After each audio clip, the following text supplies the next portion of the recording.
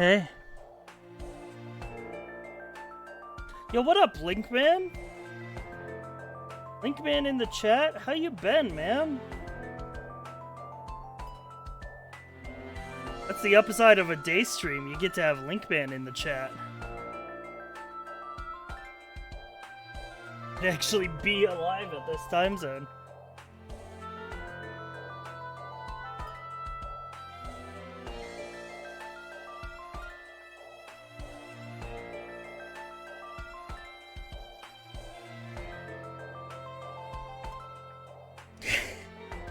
Chat, I wanted to do a day stream because it's Thursday, and as you might know, Thursday streams are usually late, and that's because I have a Lancer game. But, today, I wanted to do a daytime stream before the Lancer game to compensate. Because I have the time, and I was supposed to be live an hour ago, and then stuff got in the way, so do I really have the time? I don't know. I'm gesturing my hands like an Italian-American used car salesman, but you can't see them. I love the new sub badges. They're so good! I love them all. I love them all so much. You know what? Where's my fucking... It's a momentous occasion to see, Linkman in the chat. I want to gift Linkman a sub. A second.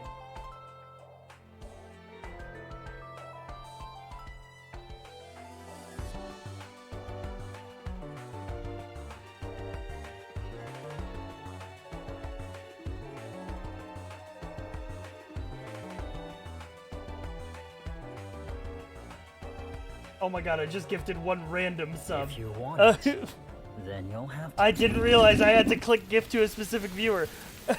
Linkman_ just subscribed. Fuck, wait, Friendly what? Explosion Oh, gifted a Friendly tier 1 gifted sub to Linkman. They have given 122 gift subs. You know what? You're welcome, random Jim citizen. _no You're _face welcome. just Gifts subscribed. for By free everyone. gift the tier 1 sub to Jim _no _face. I'm so fucking stupid. Holy shit.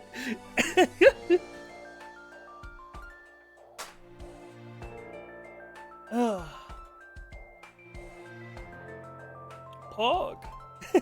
There he is. You were beat to the punch, so you punched someone else.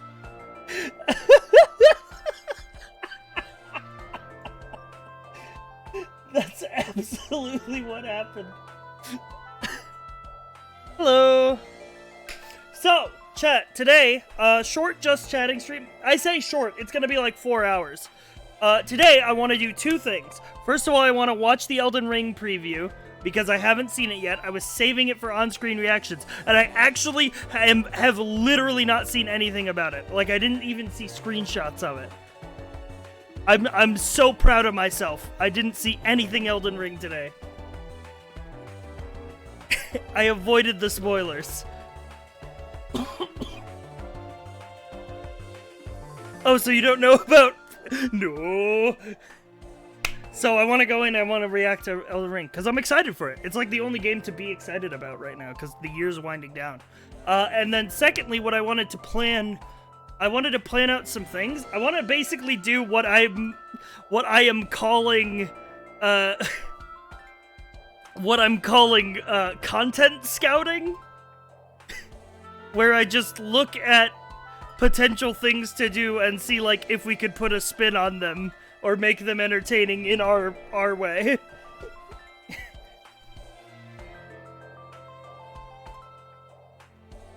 Basically, you know when we get into like planning stages on like a just chatting stream? Basically that. I want to plan out some stuff because I want to do a content night next week.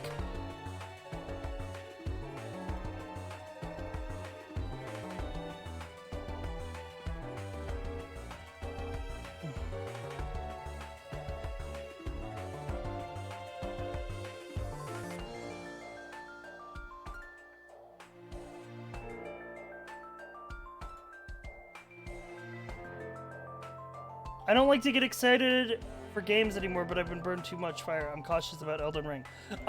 Here's the thing. Here's my take on Elden Ring, right? And this is before seeing the trailer, so don't talk about it. But, I know I'm going to play it. You know? So it's not really an excitement thing for me, because I already know I'm going to buy it and play it. I just want to know more about it. No matter what Elden Ring is like, I'm gonna play it.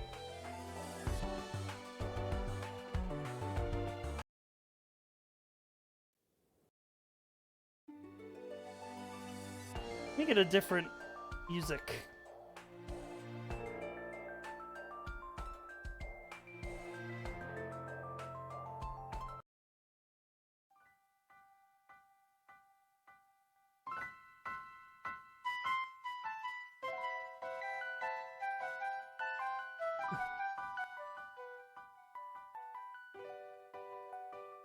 But yeah, I try not to get too hyped about games. Like, I didn't get overhyped about Cyberpunk. And I thought Cyberpunk was a pretty good game. Not exceptional, but good. And that's partially because I didn't get overhyped on it.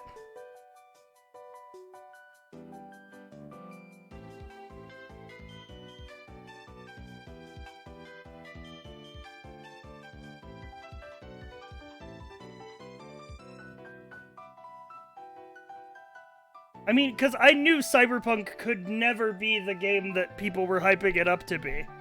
It was, like...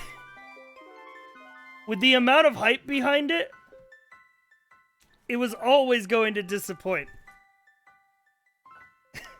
But I went in with no expectations, and I was like, this is okay. I would even call it good. You know? I mean, I don't play a lot of big AAA open world games, so, you know, I think for me it was better than... I liked it more than, like, GTA 5 single player. You know what I mean? Isn't Elden Ring the game that George R.R. Martin is co-writing? I wouldn't really say co-writing. Based on what, like... But yes, he is involved with the project. But based on what he's said in interviews about it, his involvement has been, like, super minimal about, like, the actual story of the game. They basically got George R.R. Martin to make, like, the setting and, like, the world building of the world, and then, you know, Miyazaki came in and did his thing.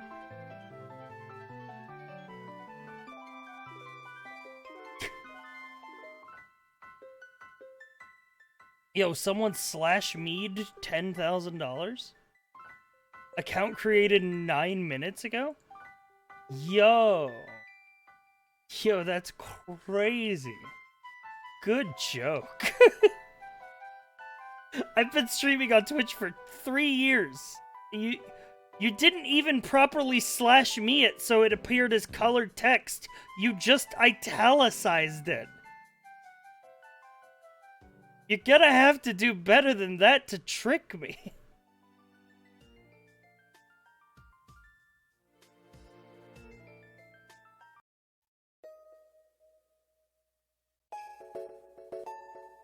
Yeah, it was... Did they change slash me? Twitch removed the colored text? No! They removed the colored text from slash me? No! How am I supposed to roleplay in Twitch chat now? How am I supposed to roleplay in Twitch chat? I'll be completely honest, I don't know why slash me was in Twitch chat to begin with. Cypher RP with me. Slash me puts color back.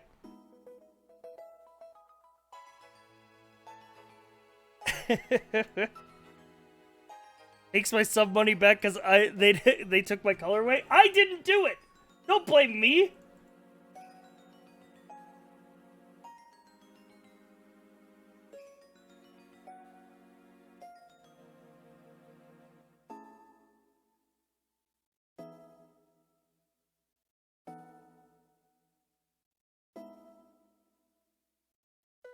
You're Mr. Streamer. They have to listen to you. I wish. I don't even have a partner manager. I'm not a V2 Premium Elite partner, so... Or whatever the fuck it is. So... My fucking partnership doesn't mean shit to them. Abyssu, tier 3 for 38 months. Jesus Christ, thank you so much. That's huge.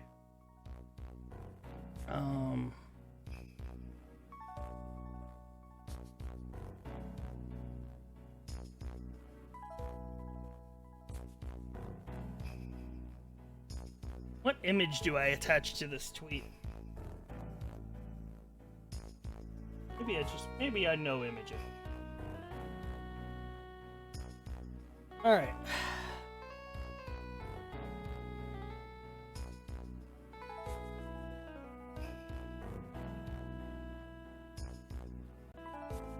His last order was, come. And they came, all of them, even the dragons. Kernak, you just subscribed. Kernak, thank you for the 6 months. Hey, he's got the red badge now. He's a red frog. Poisonous. Do not eat him. This playlist is called Nintendo Music I Like Falling Asleep To. Ooh. Yeah, no, this fits.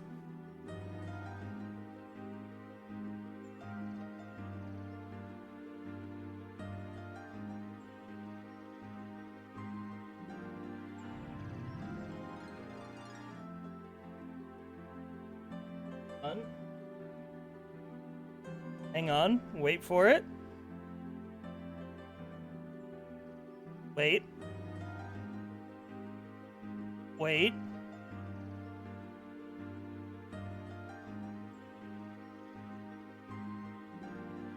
Oh. Hey.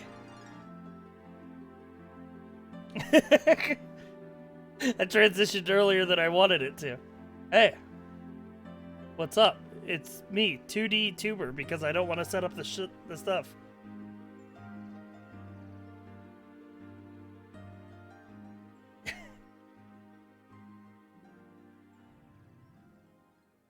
So, how y'all doing? First of all, sort of warm up the stream. I've been doing pretty good today. I'm doing a lot of housework and stuff tonight. I want to plan out next week's streams because I feel like this week has kind of been all over the place, and I apologize for that. But I want to get some good ideas in my brain, and right now my brain is devoid of good ideas.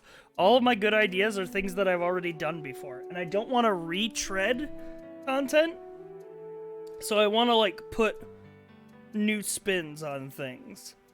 I had an idea while I was lying in bed where it's like, thinking about it, where it's like, I think the best thing to do, right, is like, you take the things that other streamers do, like the typical like segments, and then we could maybe like workshop it in a way where we could put our own spin on it. Make something unique about it, you know, like like this isn't your average just chatting stream. We've got a special twist in the mix. And I think that's the content I like to watch. And I like to make the content that I like to watch.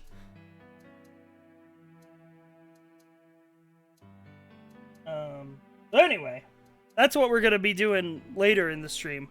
First order of business is I want to watch the Elden Ring thing.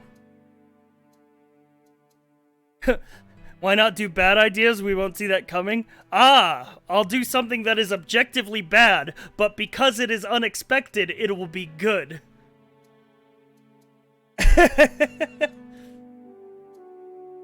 Unexpected good. Never have I been... it's a subversion of expectations. When does the Elden Ring preview start? They broadcasted it at 10 a.m. this morning. But I just haven't watched it yet. I'm not watching it live, but I didn't want to wake up at 10 a.m.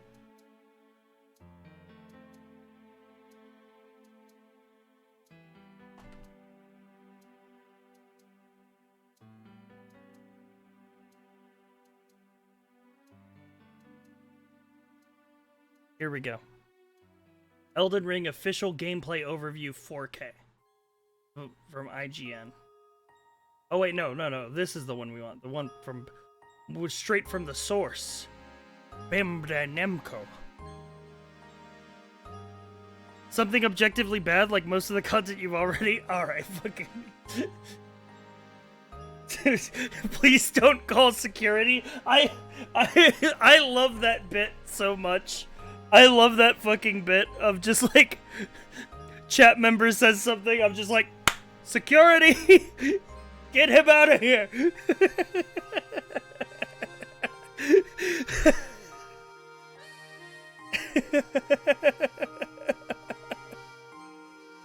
All right, it's a pretty good bit. It's like it has the same effect of like if somebody heckled a comedian and they called for security. Like it's just the most ineffectual thing. All right, 20-minute Elden Ring gameplay preview. This is gameplay. This is real gameplay, real people, not actors. Elden Ring. Elden Ring, not Elven Ring. The Elven Ring was in Lord of the Rings, which this is a different story about rings.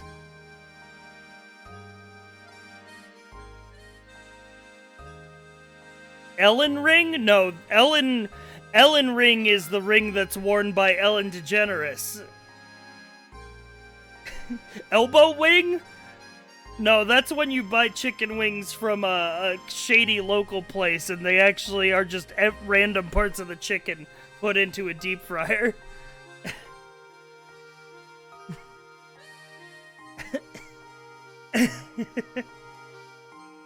Pardon me, sir, there's been some complaints of excessive spitting. Do you know anything about this? Buffalo wings? I fucking love buffalo wings. Elder rings? Bee stings? Elo sing? Alright. Let's not delay any longer. Let's not delay any longer, chat. Let's not delay any longer than we have to. Let's watch Elden Ring gameplay full screen. Hello, everyone. This footage is from a PC build still in development and is not representative of the game's final quality. Wait, a PC build? Ooh. I know people were nervous about how the game is going to perform on PC because it's launching on PC and PS5 at the same time, and other cross-platform PS5 PC games have not been great. At launch, at least. Thank you for taking the time to join us today. In this video, we'll show some footage of our new action RPG, Elden Ring. We hope it helps to convey a little of this title's But mood. I think all development builds are made on PCs. Like I think that's right. I don't know. They are. Yeah. Sekiro was fine, right? But we're talking like I'm talking specifically about games that are PS5, PC. Like I don't remember what the other example was, but I think they're yeah. And gameplay. Anyway, mood and gameplay. Okay. Let's go.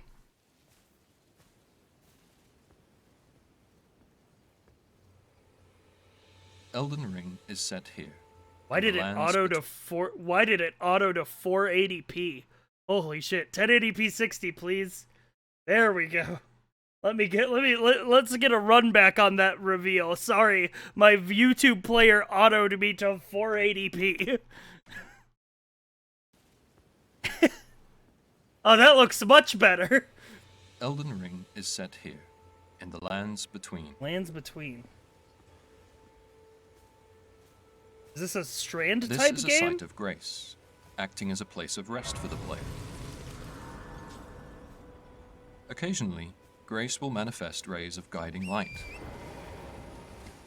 There was an NPC there. Of course, we're free to choose whether to follow this guidance, or head off to explore in a different direction. Dude, I'm so down for open world Dark Souls. I'm so down. Breath of the Dark Souls. Yes, the horse has a double jump. We found that out in in an earlier trailer. Holy fuck!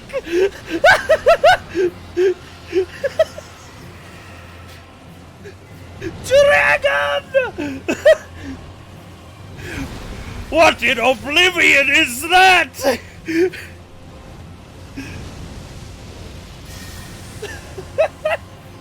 Holy shit, 3 magic arrows. Mounted combat. Yo, let's go.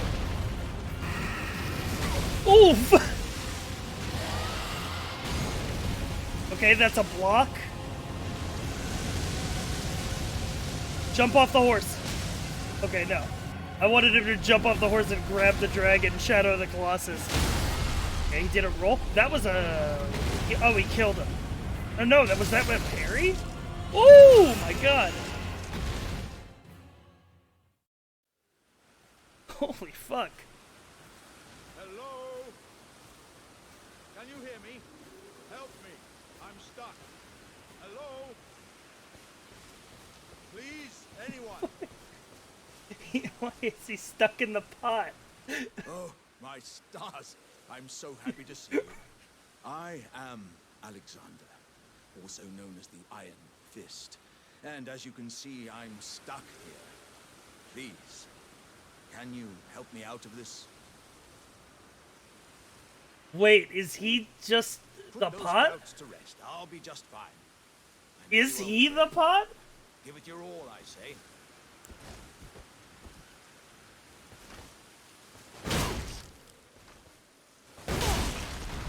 Oh, oh, what a good boy! What a good boy! Look at him! Oh, what a good boy! Look at him. I bet you can use him as a platform. I bet you can use him as a platform, and maybe his pot lid comes off and is like a boost pad, like a jump spring. Well played, good sir. Well played. Oh, that mighty wallop of yours almost spelled the end of me. Use him to store things? Oh shit, portable storage? Whoa! Holy shit! Holy fuck, and this is open world? Oh my god, that's so pretty. Holy Dude, I got some fuck. fucking banana bread at work today, dude. Hell yeah. Lunar Flash just subscribed. Sifrihi. Lunar Flash, thank you for the 28 months. No shot. Dude, if this is all explorable terrain, like if you can actually go to that castle or that mountain over there, like I'll be honest, one of the big concerns I got about this game is like if the open world is going to compromise FromSoft's like art direction. Like the way that they design like things to typically like look. You know what I mean? But if this is all explorable, then like not just explorable, there has to be more than just big space. There needs to be stuff to do. That too is one of my concerns, but like holy shit, like my concerns about the art direction are like oh my god, this is beautiful.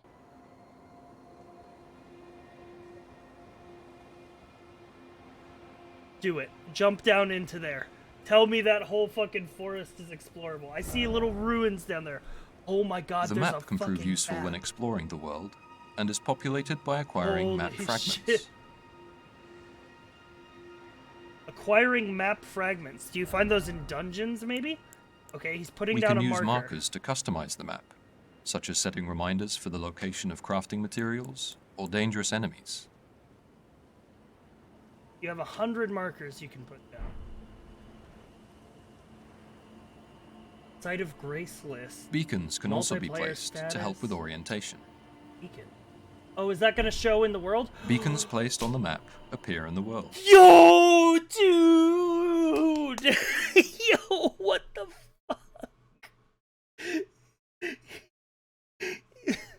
First of all, thank you for this, because I would super get fucking lost. But like, oh my god, that's so cool. Oh my god, they're finally like... Oh man. Like, this is the biggest thing that I wanted from Elden Ring, is I wanted, like, something different with the Dark Souls formula. Like, Sekiro was different in, like, the sense of mechanics, but it wasn't, like, different in the sense of, like, you go through a level, you fight a boss, you get a thing, and the stuff of that. But, like, this looks like out there. I'm so down for an out there FromSoft game. Oh my god. Hit the boost! Hit the boost! Yoop! Spirit springs can be used while on horseback to launch high into the air. This allows for stress-free traversal of areas with a great deal of verticality. Is this 2022 or 2023? This is January. This is supposed to come out. If they haven't changed it. I believe this is January. February? Okay, they pushed it back to February. February 2022. No shot. Dude, I am... Oh, man. Lightning? Okay, you got weather involved? What is on the ground? There's like lingering effects.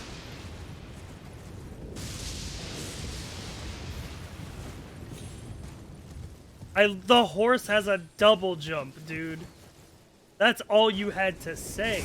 The horse doesn't take fall damage. It's a ghost horse. I'm definitely not finishing this game. It's 100%. I am definitely not finishing this game. There is so much here. I will play it. I will enjoy it. I can... This is like... Yo, you know what? Hang on. Chat. Hang on. I want to replay this sequence because it's giving me vibes of a game that I really fucking love.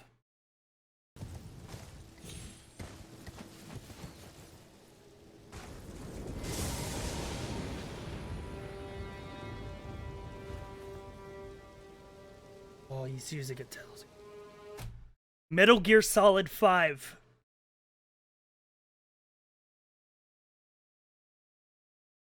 If this is Dark Souls MGS5, I'm so in. The fucking... If this is Dark Souls The Phantom Pain... Oh my god. Hang on, my food's here.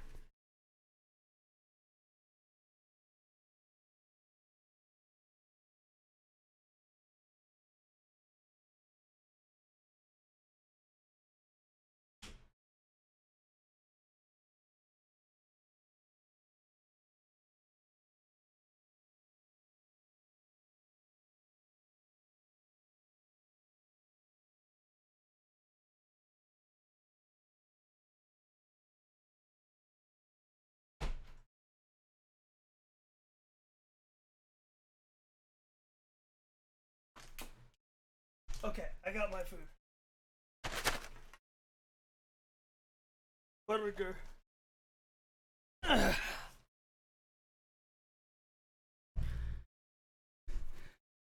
Yeah, MGS5's gameplay was fucking beautiful.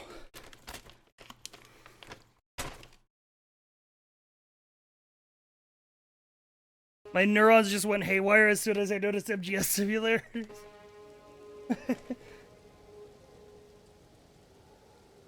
The carriage over there is carrying treasure. Ooh. An opportunity too good to pass up. Yeah. We'll prepare for combat with some item crafting, using materials found in the world. Oh, here we go, crafting. Sleepbone arrow.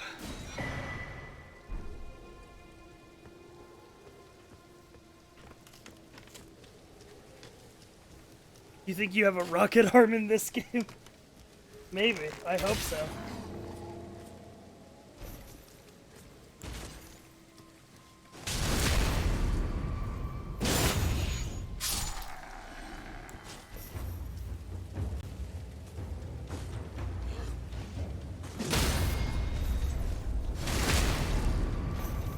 Enemy stance can be broken with heavy strikes, such as when attacking from above.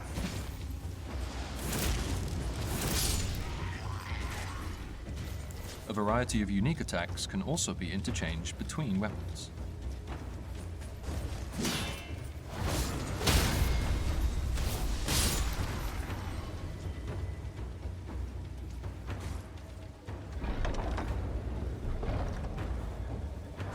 Sorry, I was muted because I was opening packaging.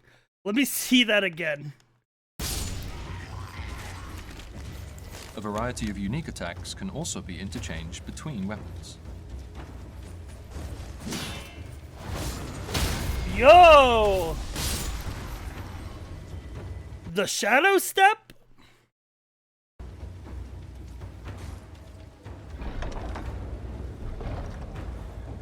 Get the treasure. In more perilous situations, we can summon spirits to assist Bring us in the battle. goons! Fuck them up! Spirits vary greatly in type, so we look forward to players experimenting and finding their personal favorites. Yeah, this was one of the biggest things from like the initial gameplay reveal. Apparently there's a way that you can summon enemies. Like we saw like knights being summoned in like the last fucking trailer. Summoner builds, maybe? Maybe you have to like kill an enemy a certain number of times and then you unlock them for summoning. Or something like that. I don't know. But it's interesting.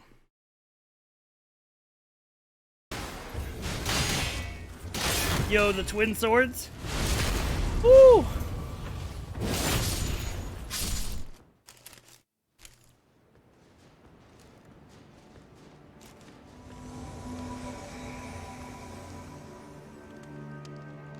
Oh, hello. Online multiplayer can also be enjoyed with players from other worlds, from cooperative to PvP and invasions. Go up.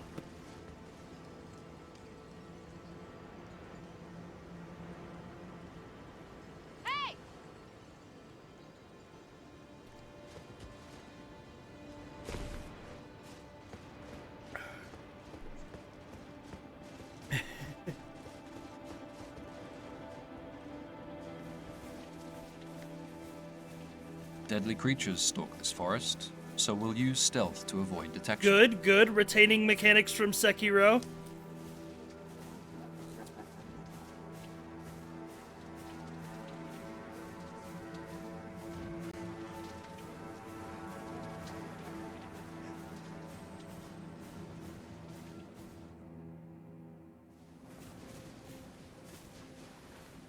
Dude, I got some fucking banana bread at work today, dude. Hell yeah. Roosterfoot just subscribed. Sifrai Peak, it's been a Roosterfoot, while. thank you for the 35 months. Is it an open world thing or a Souls-like? Or this? No, this is from software. This is first party Souls. But it's their new thing that they're doing like post Sekiro. And yeah, it's an open world type beat.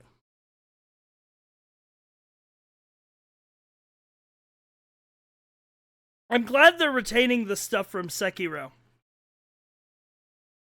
Like, I thought Sekiro was really good mechanically. Like, the combat felt great.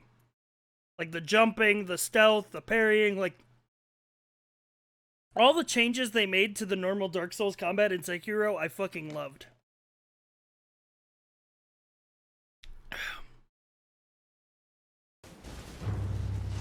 we've come across a boss guarding this area. Woo! We'll take it on with the help of our co-op partner.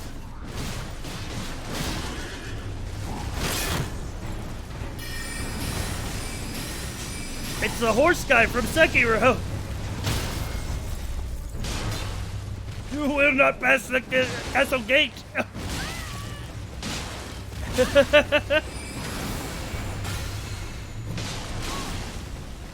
Yo, the magic look pretty. Holy fuck. The magic looks so pretty.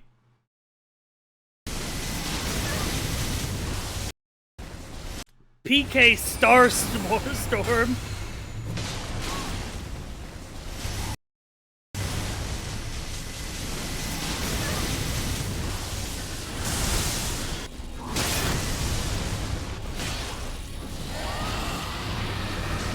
What the fuck? They summoned a dragon head in front of them and breathed fire. Yo!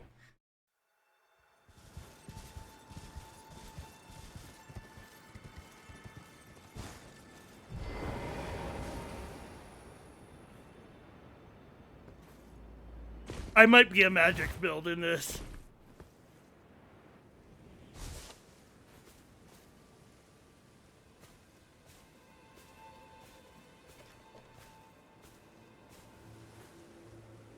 Magic being fun at a Souls game, no shot. No fall damage, that's nice. Ooh. Okay. We got one of our, what is this, guiding whatevers? Catacombs, caves, mines, and other dungeons can be found while out exploring the world. These dungeons. Oh my god, I can't believe they have a dungeon with a skeleton in it. What an original, bold idea. Dungeons each hold their own secrets, from hidden treasures to fearsome bosses. There's probably a fuck ton of these dungeons, though. Like, all over the map. Like, I am down for there being an absolute fuck ton of these, like, mini dungeons. I am so down for that.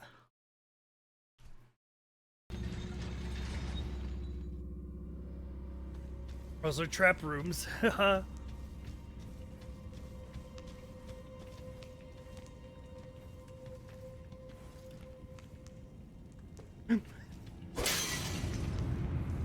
Well, we got illusory walls.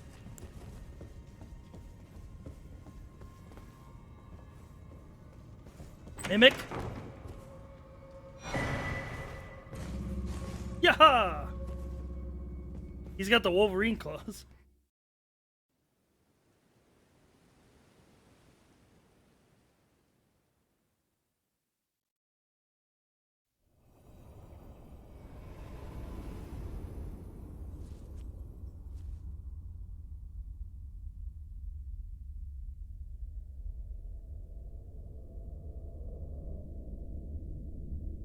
Greetings, traveler from beyond the fog.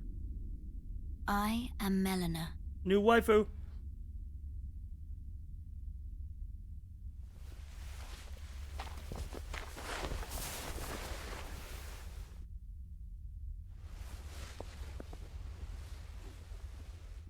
Lip sync in my Souls game? I offer you an accord. Yo, what the fuck?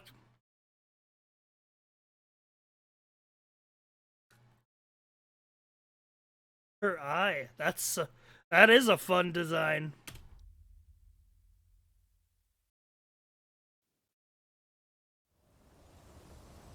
We've reached Stormvale Castle, a large-scale dungeon which connects seamlessly with the surrounding Limgrave region.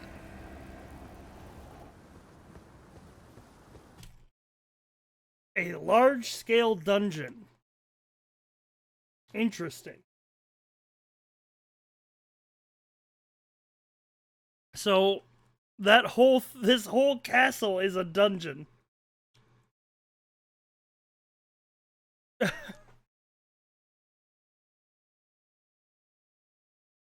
which makes it seem that there might not be a distinction between, like, main story and, like, side dungeons.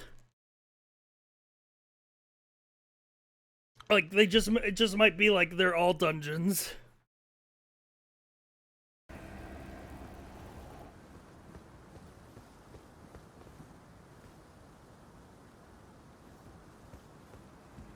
When they say large scale, they do mean large. Makes me wonder what their normal scale dungeons look like. You there? Come over here, would you? Ooh, hello.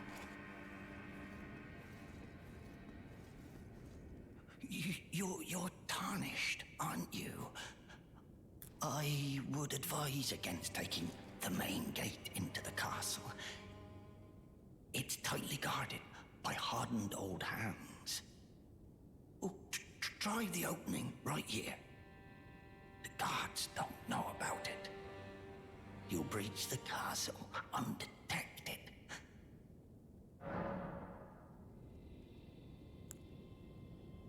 Fair enough. You certainly don't have to trust me. Well, if This guy seems like he's gonna push me into a hole. you must go through the gates, I'll signal them to open. But of course, I'd advise against it.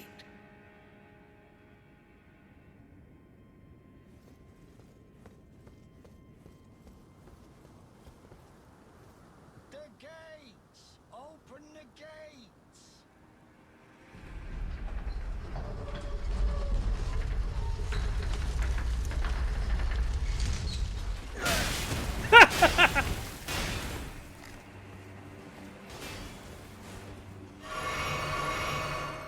The main route seems risky, so we'll try entering through a back way.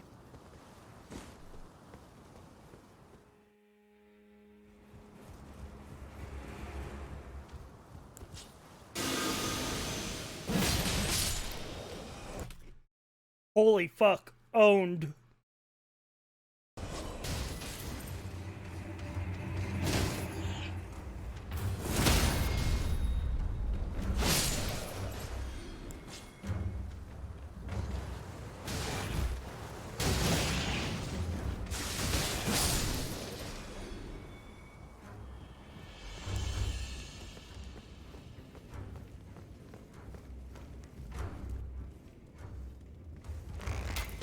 Extra care should be taken when moving through dungeons, as visibility and terrain differ from when in the open.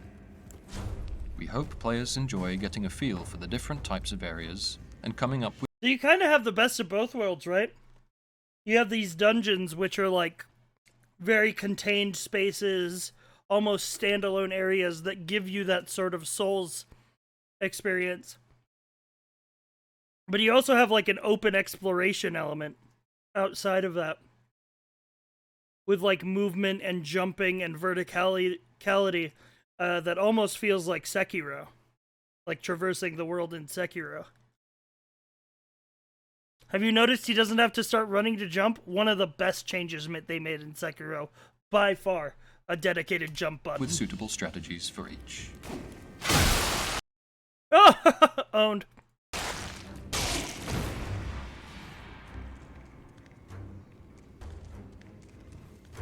Ooh.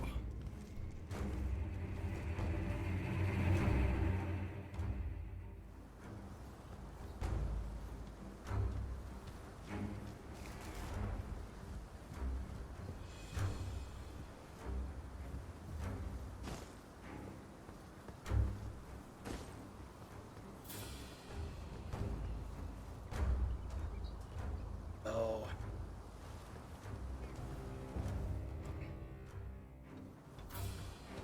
I cannot wait to take every fucking movement ability I possibly can and fucking break the hell out of this game.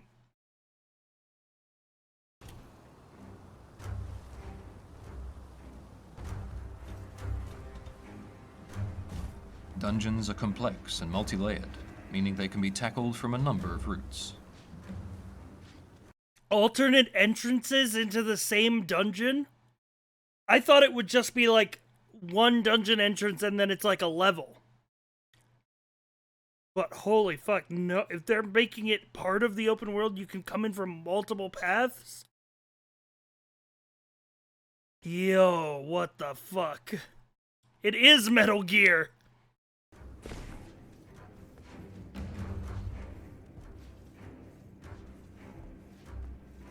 Ah, nice to meet you. The pleasure's mine. Roger is the name. A sorcerer, as you might have guessed. I'm looking for a little something here in the castle. When I'm not hot-footing it from the troops, that is. But enough about me. What are you doing here in Stormvale Castle? This place is Medium hat Roger. bristling with tarnished hunters, you know. They Is what I will sacrifice call our him. kind for grafting. Not exactly a place I'd stroll into. Wait, what did he without say? purpose, you know, here in Stormvale Castle. This place Bristling with tarnished hunters.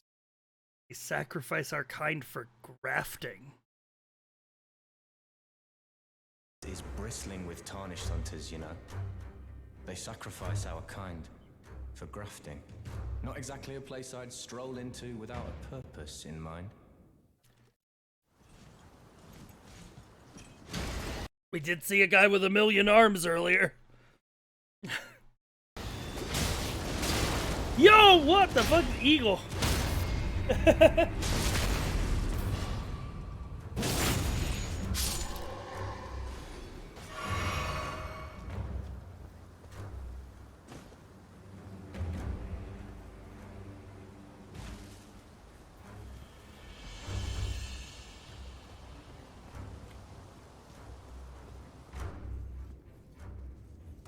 In this next boss fight, we challenge one of the demigods, ruler of Stormvale.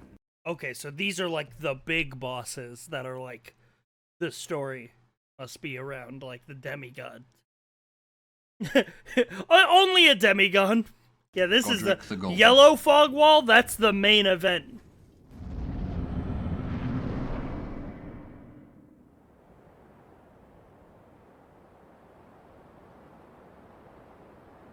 This wall. Mighty dragon, thou the true-born heir.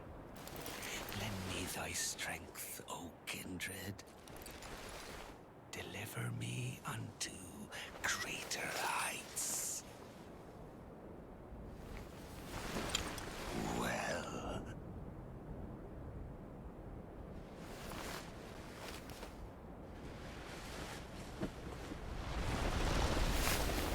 the lowly tarnished, playing as a lord. I command thee, kneel! I am the lord of all that is golden. Holy fuck.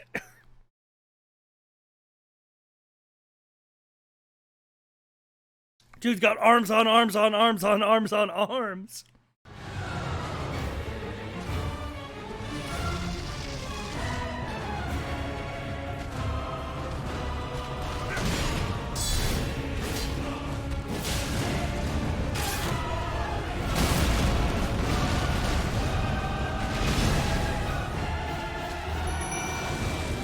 Bring in the boy!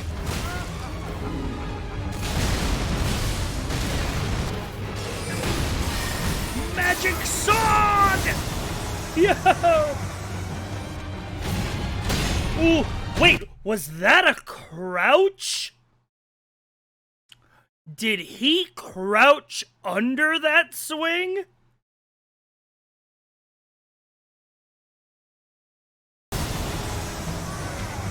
Run it back.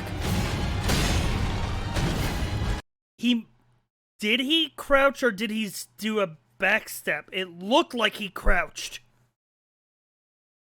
Okay, that was a back step. Okay. Alright. Alright. Okay. That's a back dodge. Alright, alright, alright.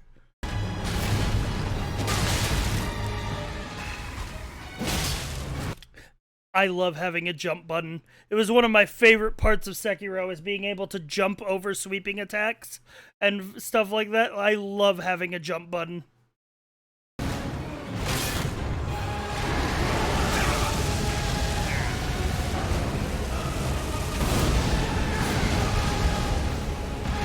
That's why you haven't finished it? Love it too much? Listen, I already said earlier this. I'm not going to finish this game. I'll play it. I'll enjoy it 100%. I won't finish it. There's so much to do.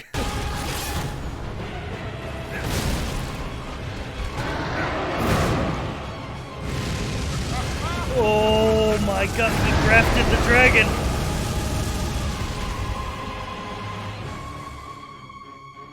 Thank you for watching. This was just a brief introduction to Elden Ring's fundamentals. That's just More the details will be fundamentals. revealed at a later date. There's not long to go now before release. In the meantime, we greatly appreciate your continued support. Holy fuck. Elden Ring releases February 25th.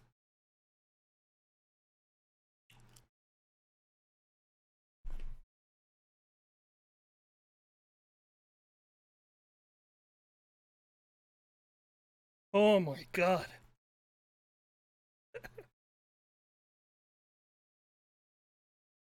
They have a typo in the date? February 20... Oh, it says 2021. Supposed to be 2022. It's already out! Is it PS5 exclusive? No, I think it's coming to everything.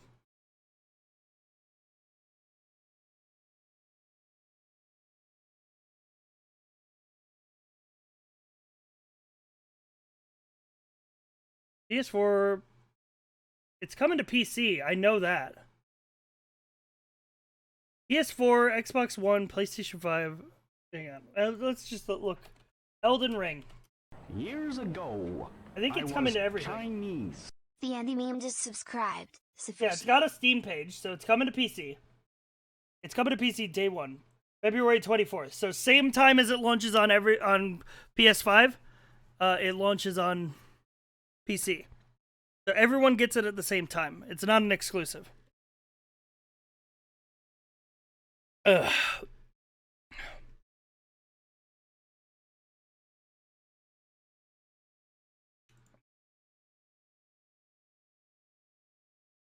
God damn.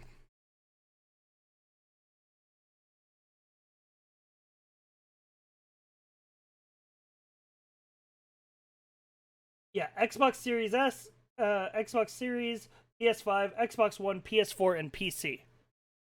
Yeah, it's coming to everything.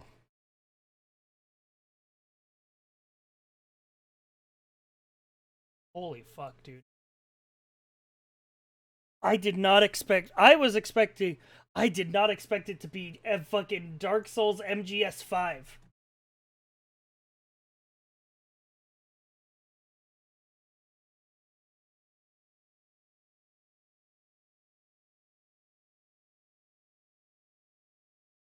It really is.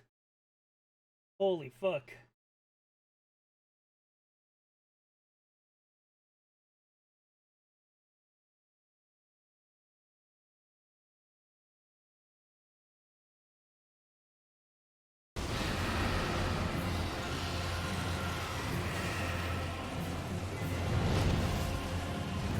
I'm glad they're keeping the mechanics from Sekiro. I loved Sekiro's mechanics. I was so pleased with Sekiro. Like, just gameplay wise. Like, man. Like, Dark Souls 3 feels like literally just the same as Dark Souls 1. But like, Sekiro was completely, like, new. You know what I mean? And this looks new.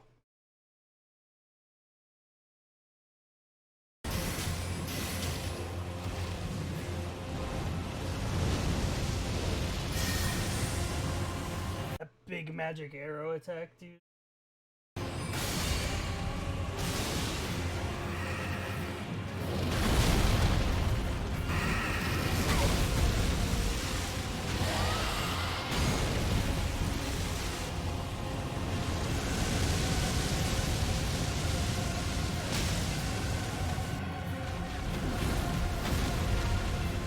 viable archery and magic. Dude, the fucking magic that they showed. First of all, Hot Boy.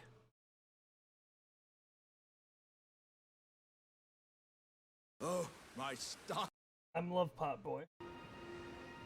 World map. Holy shit. Also, time of day in the bottom right.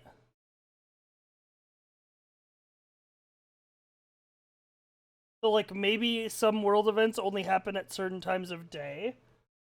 Like day and night.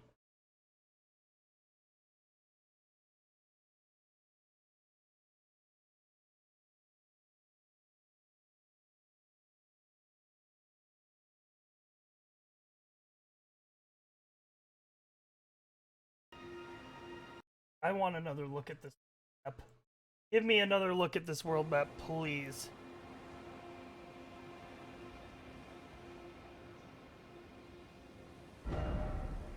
Holy fuck. Look at that.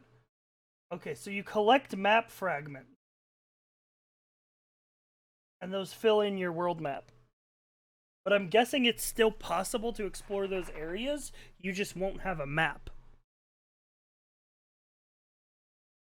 And I'm wondering how you get the map fragments.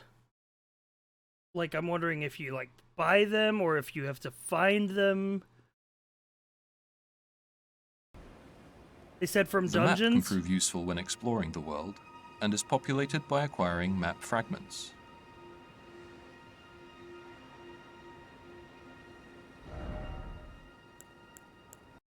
Did you guys see what... I missed something the first time through. The map can prove useful when exploring. See what these are? These are your bonfires. The Site of Grace. Any chance of doing an Elden Ring playthrough as Brand? Pog? No. No, I'm not doing that. I'm going to be playing it. But, that's not what I'm going to be doing. Thank you for the 100 bits.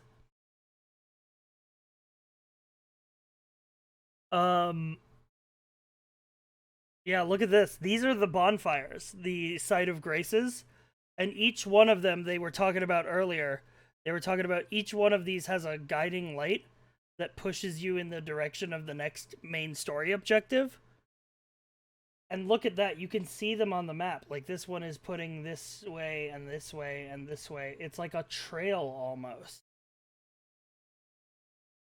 Like, it's leading you in, like, these just, like, winding paths.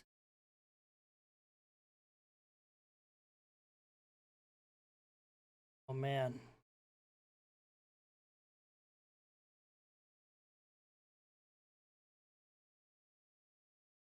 The world, and is populated by acquiring map fragments.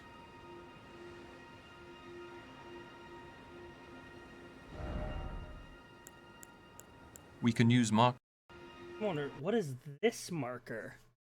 What is this little golden thing? That's not the same marker as Site of Grace. Player? No, player's back over here. Waypoint? No, the waypoint is the... You see what the waypoints look like. Maybe entrance, exit from a building? The map can prove useful when exploring the world. And so these are dungeons. Those are dungeon markers. The tree is like a big landmark, maybe a larger dungeon. Is populated by acquiring map fragments. Yeah, if this castle is like a big area, then maybe this is like a, hey, you have to go through this area. Get in here. How they're going to do this with no loading screens is going to be impressive. Oh, they'll just mask the loading. That's not a big issue for nowadays games.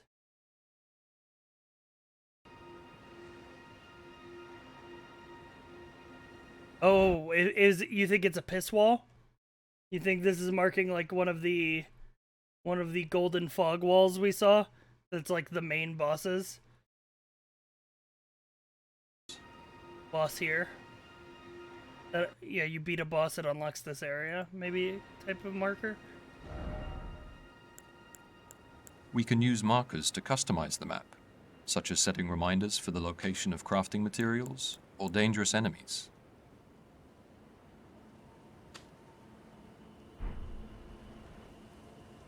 That's the forest in front of the player. Why? Hang on. Oh, you might be right. Okay, so why does the map open up here? I think this is edited. I think this is edited.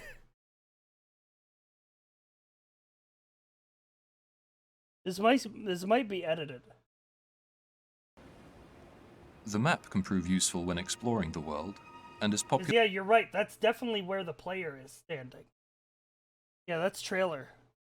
Edited to show how big the map is. Yeah. Okay, so that's the player marker. Populated by acquiring map fragments. Okay, never mind. The whole conversation is stupid. I got trailer magic. Yeah, that's the player marker. Even shows the direction you're... We can use markers to customize the map, such as setting reminders for the location of crafting materials or dangerous enemies. This is like a dungeon? Oh wait, that looks almost like... That looks like a town mark. Not a dungeon. Can't wait. That I will use only the beacons. Beacons can also be placed to help with orientation. Yeah, I will only use that one. Beacons I will only ever use that one. placed on the map appear in the world.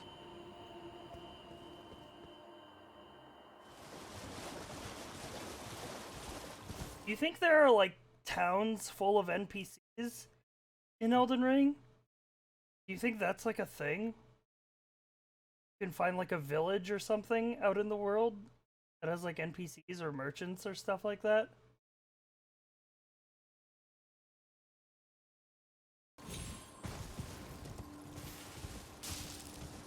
0% chance.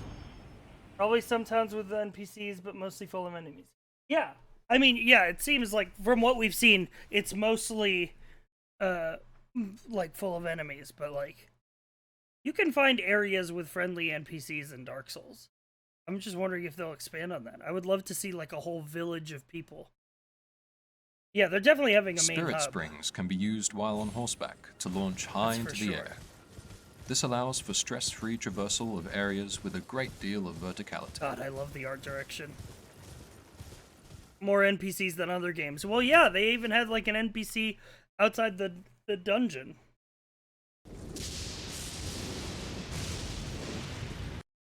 This is weird. These like the lightning leaving these like things on the ground. I wonder what those are.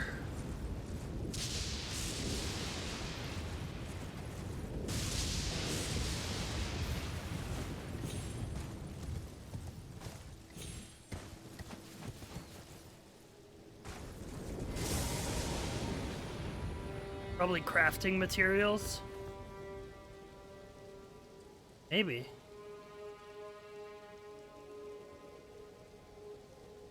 No fall damage at all? Seems like it. The carriage over there is carrying treasure.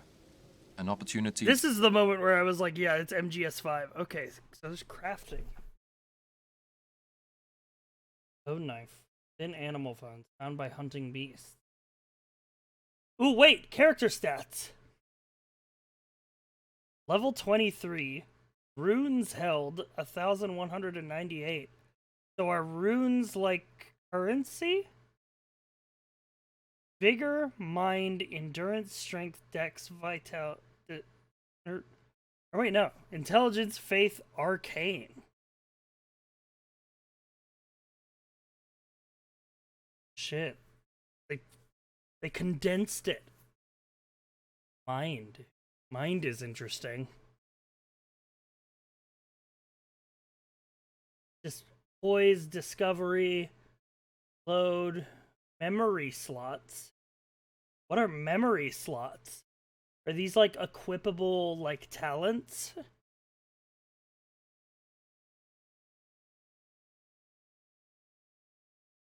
Spell slots?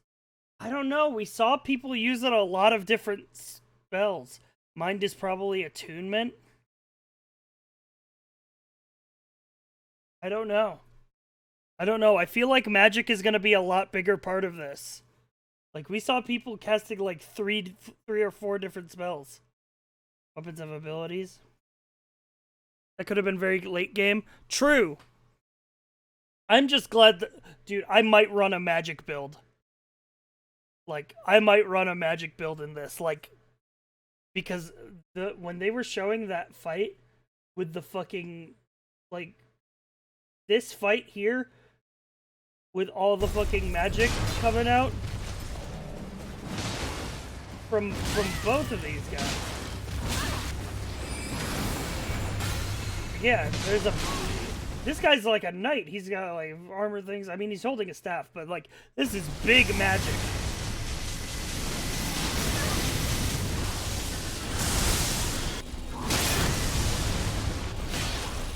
Even the bosses, and then this person pulls out this. Which, like, makes me feel that, like, maybe every character has some amount of magic. Maybe magic is just, like, something everybody gets. To an extent. See? There he is casting another spell.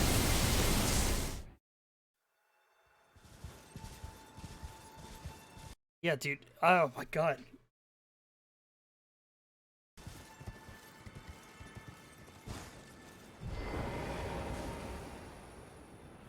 We go into dungeons.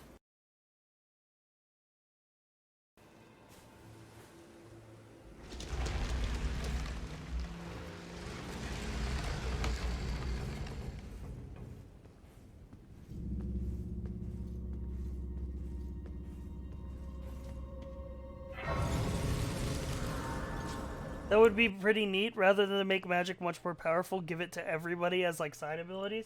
Yeah. Catacombs, caves, mines, and other dungeons can be found while out exploring the world. These dungeons each hold their own secrets, from hidden treasures to fearsome bosses.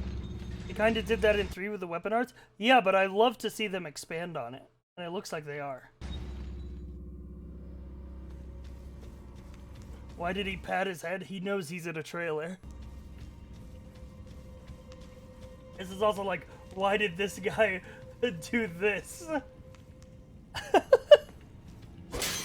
They know they're in a trailer.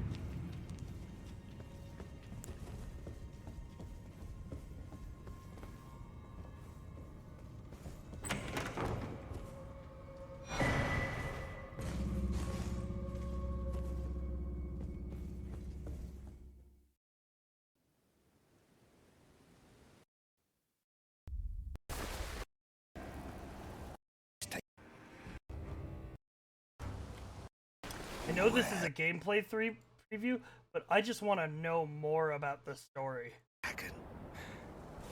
They're the true born. Looks like his arms are like long, but because they're like 5 different arms connected to each other. Air. Lend me thy strength, O kindred. Also, fingers look like they're from Deliver me maybe different unto greater heights. Well, He's just a bunch of different people grafted together.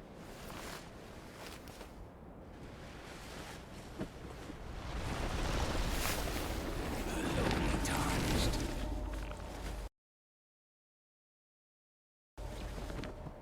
Playing as a lord. I command thee. Kneel! I am the lord of all that is golden. Yeah, one of these hands has 6. Holy shit, look at that. And yeah, that's a completely different texture. Yeah, holy fuck.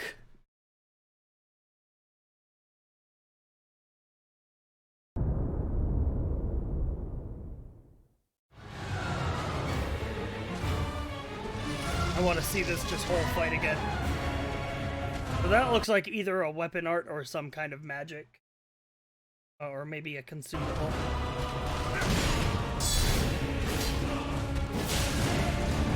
That move he did as like a reaction to having blocked an attack. That was very cool.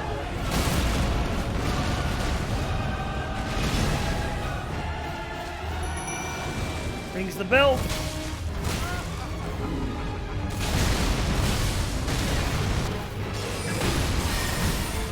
This is magic. For sure this is magic.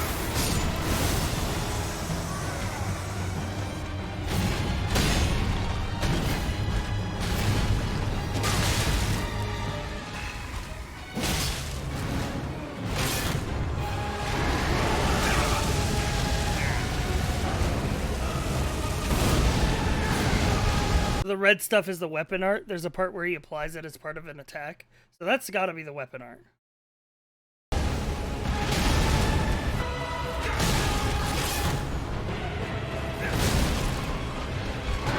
So this is his phase 2. He grafts the dragon head onto his arm.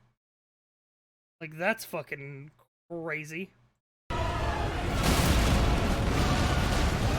don't see that happen in this trailer. It just sort of happens between cuts.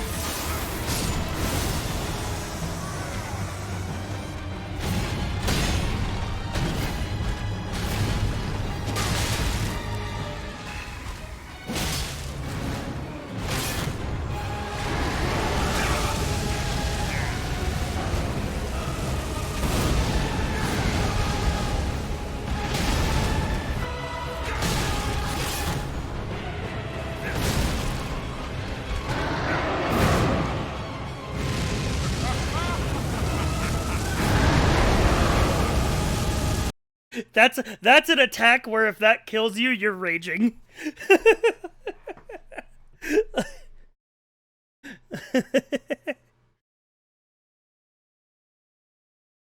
Like if you, the 5th time you get killed by the dragon head grabs you move, you're throwing the controller.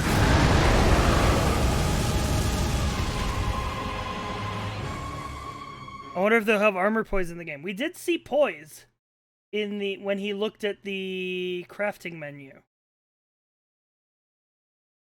Here, there is poise. Whether that's the same as it was in previous games or not remains to be seen. But there is a poise stat. It is assumedly tied to armor because it's separate from the character's stats.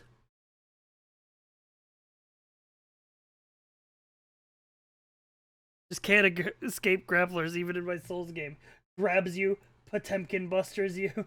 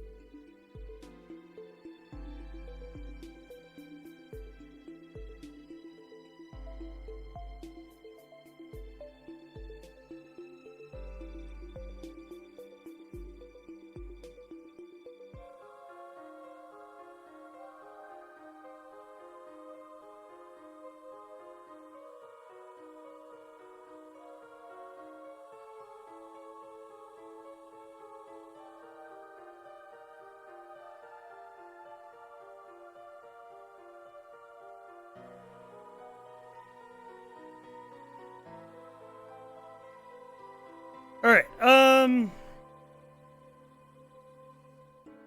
Place is always different in every game.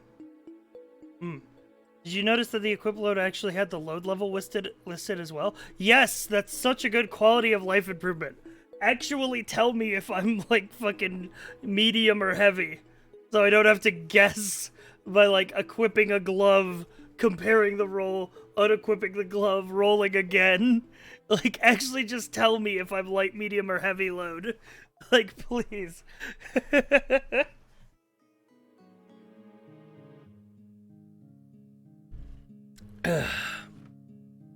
That's so good. I love how much they kept from Sekiro's mechanics. I was really afraid, chat. I really like the base combat, how it feels in Sekiro. And I was really afraid that with their next game, they would just go right back to Dark Souls.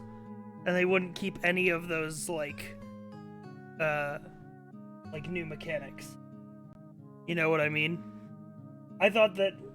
Because Dark Souls 3, for me, feels exactly like Dark Souls 1. Like, there's small changes, there's improvements, but it feels pretty similar to Dark Souls 1. Sekiro was a big leap. And I'm glad they're... And from what I understand, Bloodborne was as well. I haven't played Bloodborne. I don't own PlayStation. But, I'm glad they're keeping those mechanics and pushing it further. I'm so down for an out there FromSoft game.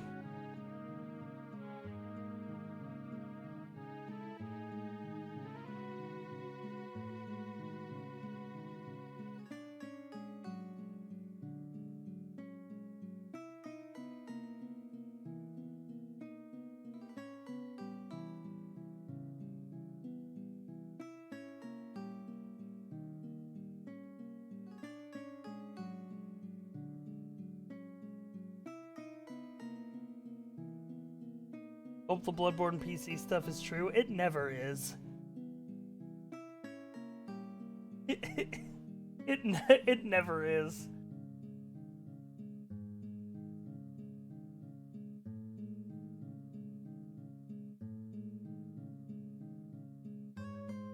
Oh god, guys. Guys. Guys. Vadi Vidya just uploaded.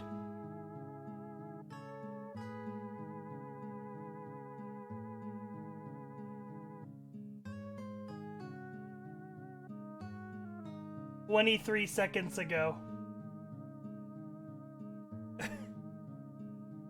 Vadi is fucking feasting. Yo, Souls fans fucking feasting, dude. They are eating good.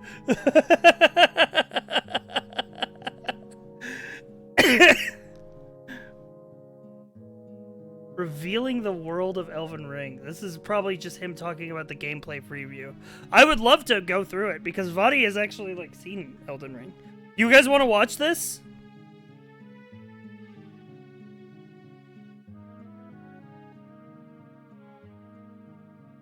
Kind of feel bad immediately reacting to another content creator's stuff 20 seconds after they upload it. But you guys know to support Vadi Vidya. You guys know. You guys know that when it comes to Souls, Vadi Vidya's the guy. You guys know.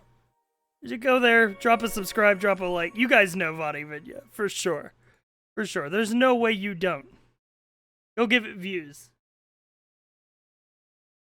Finally, we get to see gameplay of Elden Ring's first open field area, and so much more. This is an incredible preview that I wish I could have shared earlier. Just seeing the character traverse the world is such a thrill, and there are a ton. Oh yeah, he saw this preview early. I forgot about that. They invited him to a conference and he got to see this early. Of small hidden details throughout this video. For example, here you'll notice that ambient music is playing, similar to how it does in Sekiro. In front of our character, you can just see these threads of light, which appear to be guiding us to a nearby site of lost grace. Since the open world is so vast, these will probably ensure that the vid will get views either way. Right. I just don't want to feel like a scumbag for immediately poaching reaction views off of a video that was uploaded a minute ago. Because Vadi Vidya is a content creator that I really like and enjoy, and I want to support him if I can. Even if I'm, you know, way smaller than he is, because he's huge. Got like 1.83 million subs. past one. I love Graces his are a type voice. of checkpoint. Here you can rest, replenish your healing, customize your weapon skills, choose your spirit summons, and even summon the Firekeeper character of this game to level you up. Oh, you can summon her to any... You can... That's what that is. It's her appearing. Because oh my god, if there's no central hub, but you can just summon the Firekeeper to you at a bonfire. So you can make any bonfire your central hub. That's I so assume smart. this cutscene is set to play early in the game, when you rest at a grace. Note that this character appears out of a gentle blue light, phasing into the physical realm. Greetings, traveler from beyond the fog. I am Melina. Considering all of the references to spirits in the lands between, I wouldn't be surprised if we're between life and death, or between realms in a sense. It's a common motif for the Firekeeper maidens to have a veiled face in some way, and Melina is no different with her hood. I offer you an accord. An accord is a sort of mutual agreement. According to the Elden Ring Twitter, tarnished who accept Melina's accord find fellowship here, in this place, the new hub world of Elden Ring. But back to the gameplay. In a So there is a hub world. burst of glowing leaves, you touch this site of lost grace, and another thin guidance of grace appears. This light seems to guide you towards your next objective. There was also an NPC to the left there who is not the Firekeeper, who was just chilling by that bonfire. Probably towards the next logical site of grace. The way we quickly mount up while moving should give you a really good idea of how the mount might be able to be used in combat to quickly close a gap. Look carefully here and you'll see many wild animals and materials as well. These resources can be used in item crafting, something seen later in the trailer. The dragon flies in from an insane distance. It goes towards this pyre surrounded by hollows, and he targets that, not you. So this is just one enemy that inspired a new displate design for me, which we're calling Guardian of Moonlight. And I'm releasing this literally right now, 20% off in celebration of this new gameplay. Link in the description, so check it out if you need some art for your walls, but I'll talk about it properly later in the video. Nice. So this dragon is a field boss. It's one of many found in the open field area of the game. From Software mentioned that these bosses vary. So there are world bosses. Okay. Field boss. There's field bosses and then there's the main bosses. Demigods. Vary in difficulty, but that they and are bosses optional, in dungeons. So you fight them at your own risk or benefit. Okay, vary in difficulty, but they're all optional. This fight finally showcases how mounted combat shines against a larger foe, where you'll often need bursts of speed to chase them down or to avoid larger AoE attacks. This character is clearly using a sorcery build. Underthing might be another option. Sorcery build. There's a joke there somewhere. Okay, buddy. Casting while mounted looks pretty damn powerful, right? Look carefully So and you see the horsery. character casting a soul dart spell at full speed, though it does seem that characters have to slow down in order to cast heavier spells. Dismounting and dealing with the dragon in melee. Ooh, do you think there's gonna be different kinds of spells? Like, sort of like a light attack, heavy attack, but for magic?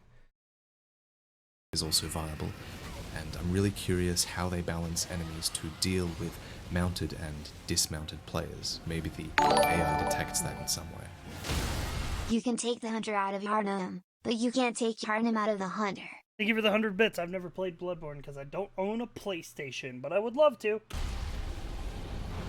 How many horses will die, though? Thankfully, it's a ghost horse, so... Hello? Can you hear me? Help me. I'm stuck. Hot boy. Hello? Please, anyone. Oh, my stars. I'm so happy to see you. I am Alexander, also known as the Iron Fist. And as you can see, I'm stuck here. Please, can you help me out of this? Put those doubts to rest. I'll be just fine. I'm very well trained. Give it your all, I say. This NPC, man, I have no words. Discovering something light-hearted like this in the open world just gives the game so much character.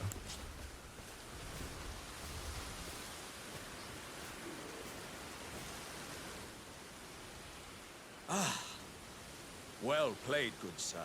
Well, I wonder if he's like a story thing, or if he is literally just a random encounter. I'd kind of be cool with both. I think it's very funny if he's just a random encounter. well played.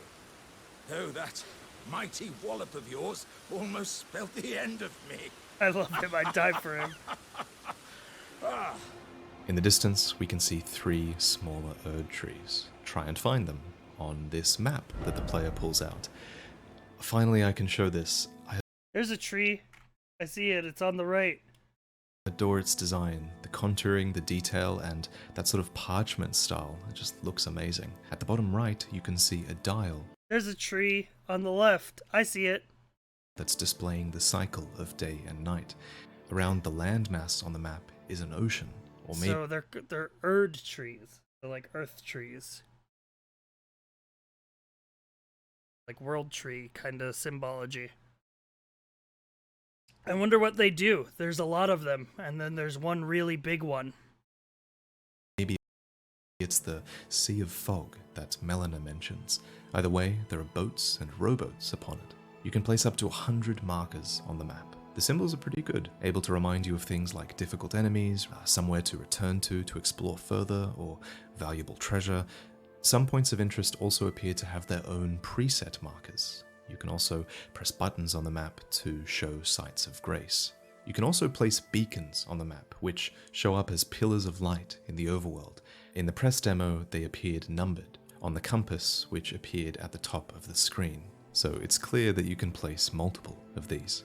In this Let's go! scene, the player runs past a sort of lightning event here. The lightning seems to generate a bunch of little grace icons. I wish they stuck around to show what that's about, but we have a caravan to assault, and our character's going there to grab its loot. These birds react so slowly that they can probably be hit with melee attacks and hunted for resources. These resources can be used in this crafting screen. Items show you the resources you need to craft them, and the resources have a little line that tells you where you might be able to gather them. Here on the right. That's so useful, by the way. That's so fucking useful. Of like, so like games with crafting things being just like not telling you like, where do I get this resource? But yeah, found by hunting beasts. That's a really useful tidbit, and is definitely going to be helpful for some of the more harder to come by crafting materials. Right, we see a new stat, Arcane. This is in addition to intelligence for magic and faith for miracles. Souls are now called runes. There's also the return of poise. As we fire a sleep arrow, notice that a tense ambient music has started playing as we stealthed into the camp. Once we start killing, combat music plays just. Yo, is oh my god, is all the music gonna be adaptive? Oh, I fucking love adaptive music. Like in Sekiro. Apparently, killing a sleeping enemy means that you've left stealth. If this alerts nearby enemies, it's probably a way to balance sleep arrows from just letting you sleep and kill enemies easily. Jumping heavy attacks are great at breaking enemy guards. It's like breaking their posture basically, and it allows you to perform a critical attack. Here, the character showcases some skills. These can be freely swapped between various weapons. Some of these look absolutely incredible, and as we've learned from Dark Souls 3, they have to be, because otherwise people just won't use them. Difficult areas allow for the summoning of helper spirits. You can customize which spirits you'd like to summon at a grace checkpoint. Every spirit has different advantages and disadvantages. For example, immediately after being... I wonder if those guys come as like a unit, or if you get to just choose like a bunch of little boys or one big boy. You know what I mean? Being summoned, this mob starts screaming. This aggroes way more enemies, which is a negative part of Okay, I think they come as a squad. these summons to offset the fact that, there's like 6 of them. It's an interesting way of balancing things. So, since there are only 4 players max allowed in one world, There's an NPC to the left there. I didn't see him in the other trailer. Way of balancing things. So See that? That's an NPC. Dude sitting at that campfire. Seems like NPCs are everywhere. since there are only 4 players max allowed in one world of Elden Ring, and since you're allowed to co-op with up to 2 other people, in a lot of cases it seems like that's only going to leave 1 spot for an invader. Additionally, invaders can now only invade. Okay, 4 players max in a world, including co-op and invaders. And you can co-op with up to 3. So it's max 3 players, 1 invader. Invade players who are engaged in co-op and not solo players. People have rightfully raised some concerns about this, so it's worth giving them feedback on that when the network test airs soon. It's worth reminding you also that falling damage has been significantly reduced in Elden Ring to reduced? I thought there wasn't any. Help you navigate the world. As these characters progress into the forest, listen again to the music. It's suspenseful and foreboding. There are a lot of enemies in this wood, and if they call for help, then I bet things could quickly get out of hand. This field boss is different than anything the press saw earlier in their preview. It looks incredibly difficult, even in co-op, which is great. Oh, and watch this block animation carefully. We've come across a boss guarding this area. Did you hear that sound? So that was a sort of block riposte. It's this new sort of counter that you can do after you block. I noticed there was something out of a block that the guy did with the other sword. I didn't notice this one. So if you block a big blow, you can make a move out of it, and it's like a special move, like a block riposte. Block and attack. It has a special sound effect, and this is the first time we've seen a player do it with a shield equipped. Spells look insanely powerful, that's good, and they've always needed this kind of variety, so that's great. Just look at some of these. Jesus Christ. It's so cool. If I had to guess, the Red Lightning and Dragon Head are arcane spells that might use the new stat mentioned earlier.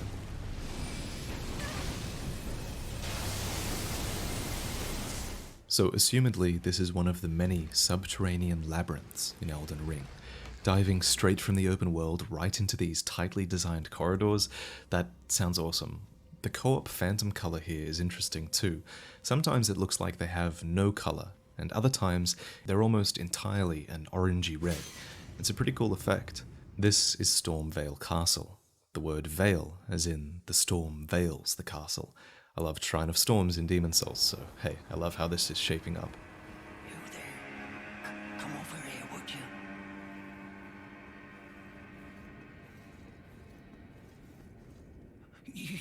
You're tarnished, aren't you? I would advise against taking the main gate into the castle. It's tightly guarded by hardened old hands. Oh, try the opening right here. The guards don't know about it. You'll breach the castle undetected. The arcane is red? I think what he means is that there's just spells that use arcane that aren't like intelligence and faith. I think intelligence, faith, and arcane all have their own spells. Which is kinda crazy. Maybe mind too. Fair enough. You certainly don't have to trust me. Well, if you must go through the gates, I'll signal them to open. But of course, I'd advise against it.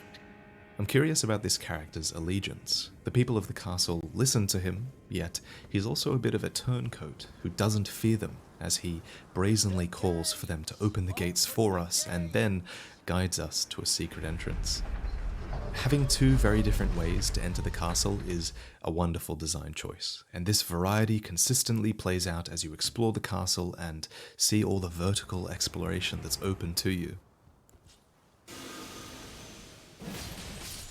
A lot of weapon skills and spells come with these associated symbols.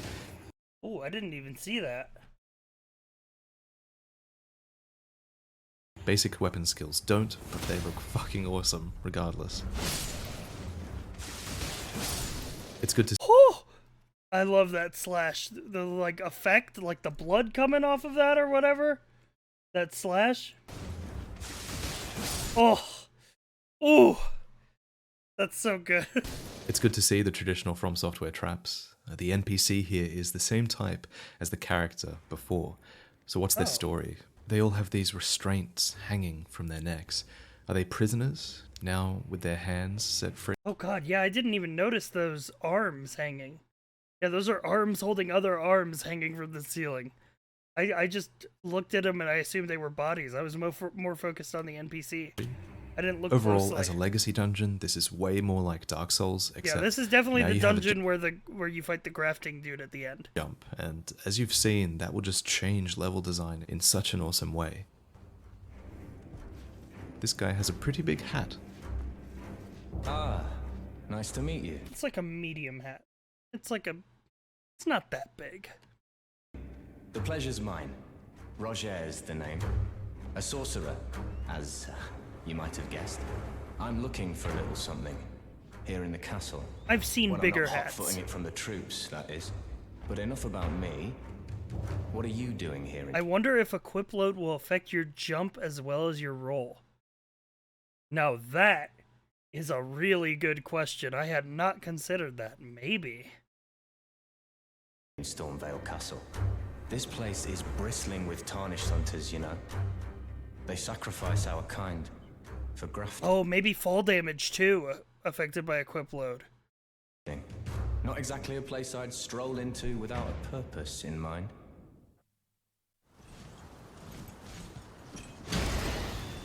So this bird is the same one that was summoned in this screenshot.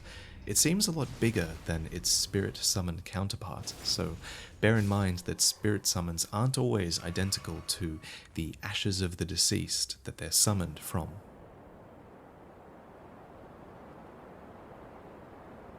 Mighty Tell me all about this guy, Vadi.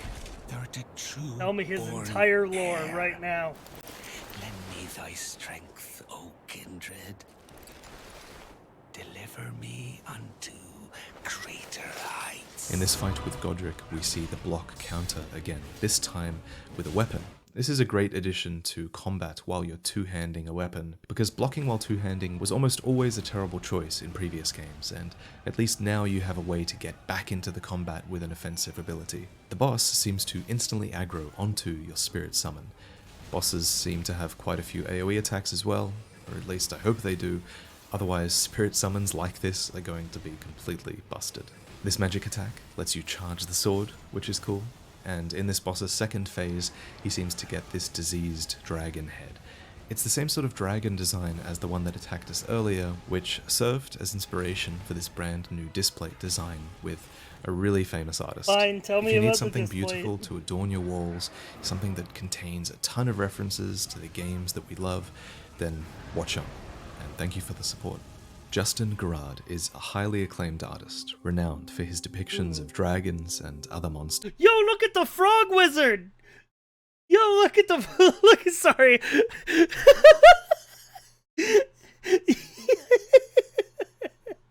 Look at the frog wizard! Yo, give me a display to that. His work is nostalgic, it's so playful, it has incredible color. Yo, what the and fuck? Yo, this looks like a classic. Like, this looks like something you would see on a D&D book in the 90s.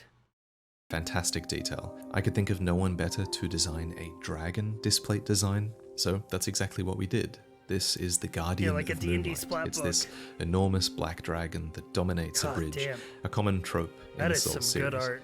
Your eyes are first drawn up to its skull, silhouetted by a bleeding sun, then down to our protagonist, who has been burned, narrowly escaping the same fate that has befallen other familiar faces. Gandalf! Look at the wizard! Why is the wizard dead?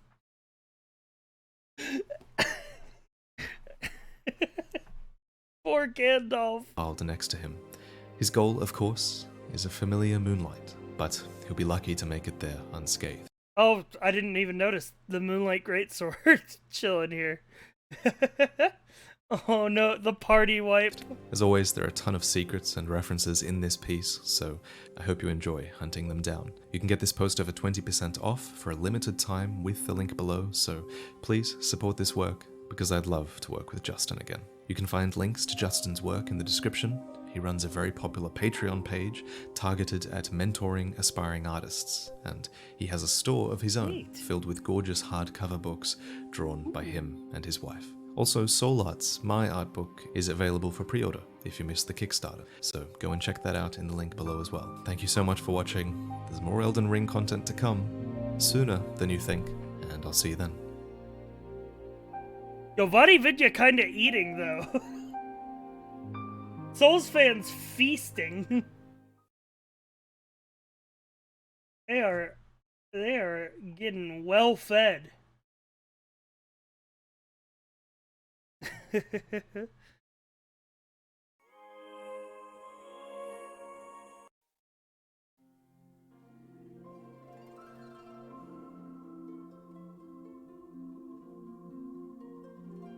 To be real, that party was warned about the dragon and chose to fight it still.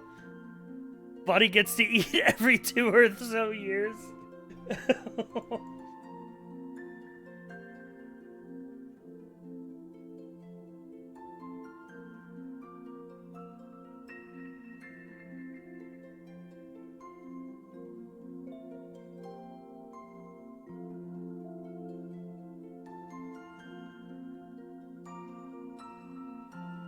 Ugh.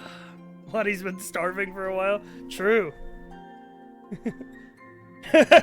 Why is this called Dungeons and Dragons when I haven't seen any dragons, DM? Cut to the party dying on a flaming bridge. I love how vibrant the world is. Yeah. So my big concerns with Elden Ring are if the open worldness is going to compromise like Dark Souls level design, which it seems like it won't. But I also want to know if the open world is going to have stuff to do, or if it's going to be a lot of empty space, which it seems like it has stuff to do.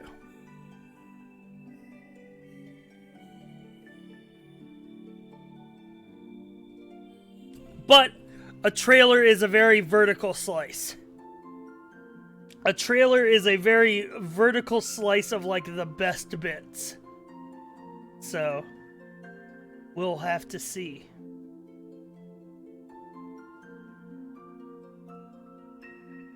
Sekiro had more open maps, yeah, for sure.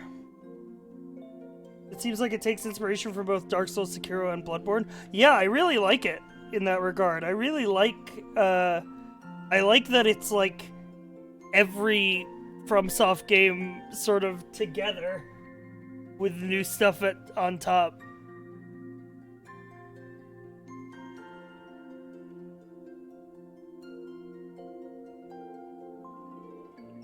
I hope plant hunting won't be a pain in the ass. Hopefully not. Did George R.R. Martin end up working on this? There was a quote from him where he talked about his involvement. But basically he wrote, yeah, here we go. There's a, what did George R.R. Martin contribute to Elden Ring? Here we go.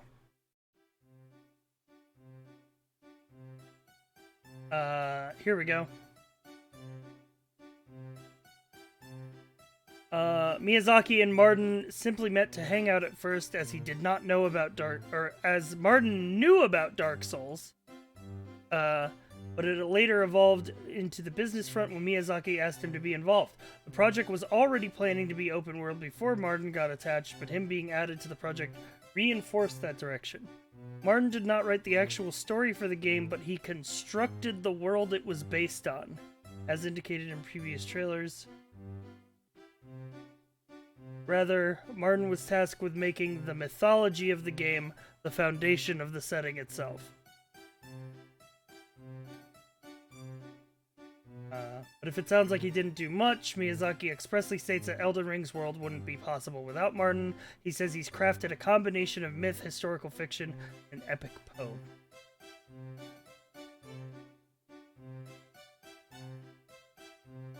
Neat. Just letting him outline the world cosmology and lore seems to be the best use of him. Yeah, exactly, right? Miyazaki's storytelling built on top of Martin's lore. Yeah, that's what it seems to be.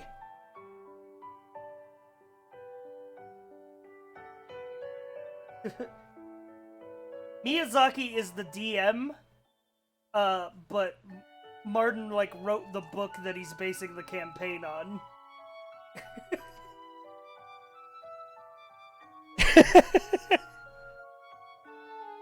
It's sort of like that.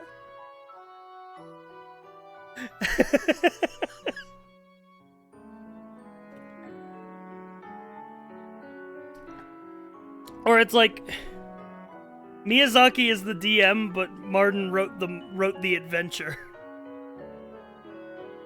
He wrote the module.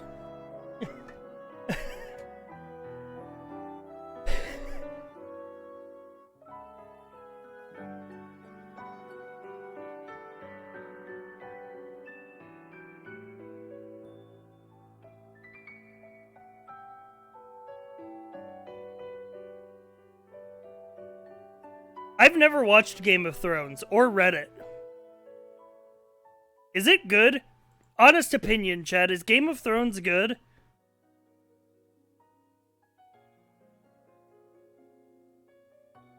Yes. Yes. First 4 seasons. Not anymore. It falls off. It was. Seasons 1 through 4 are stupendous. It was really good at the beginning.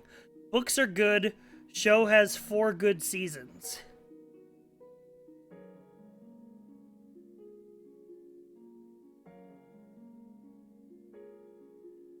Okay. So the books are good.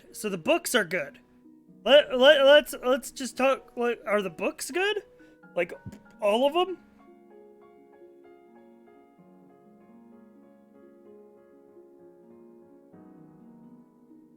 Sure. Is it a good book? Have you got... Okay, raise your hand if you've actually read the Game of Thrones books.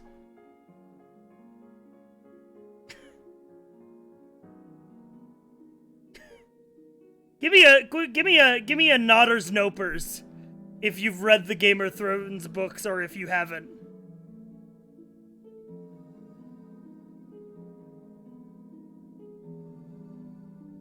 Yeah, I'm gonna guess most people haven't read them.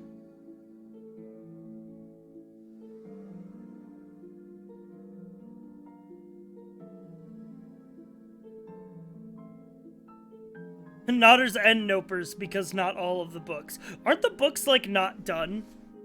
Isn't he still writing the last one?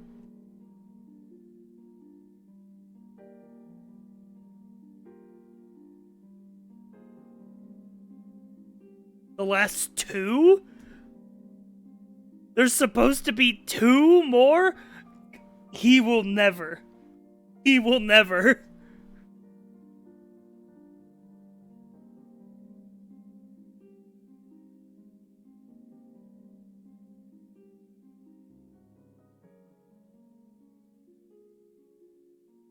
He's so old. How old is George R.R. Martin? How old is he? He's 73.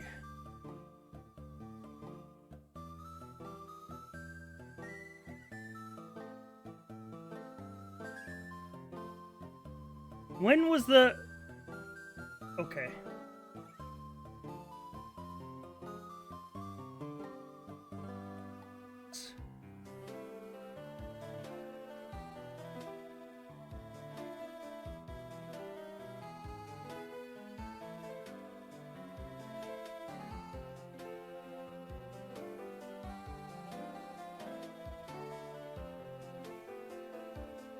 What was his last book was 2012.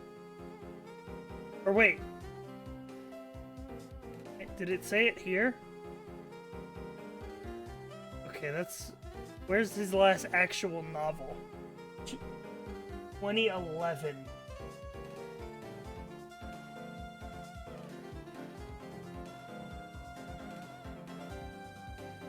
And he's supposed to do 2 more?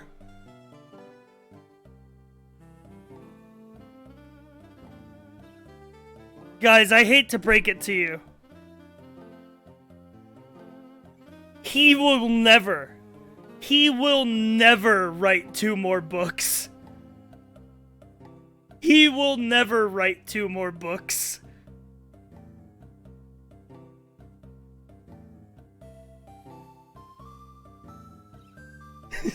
He will never write 2 more books. I'm keeping my cereal. 1 maybe. 1 maybe.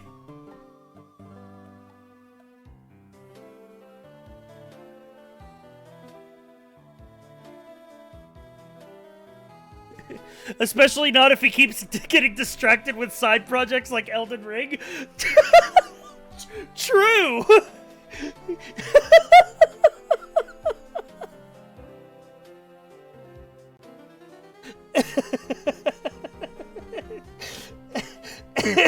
He just keeps getting distracted. He will never write a Souls game. It's his destiny to finish. He will die after writing the last word of that book, even if it's in 100 years. He's like Gandalf. He can't pass on because his purpose isn't done.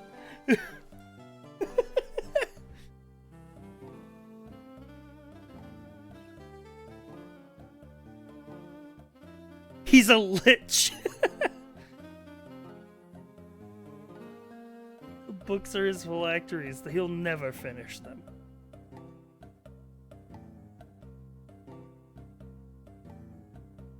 Alright, so that was the Elden Ring.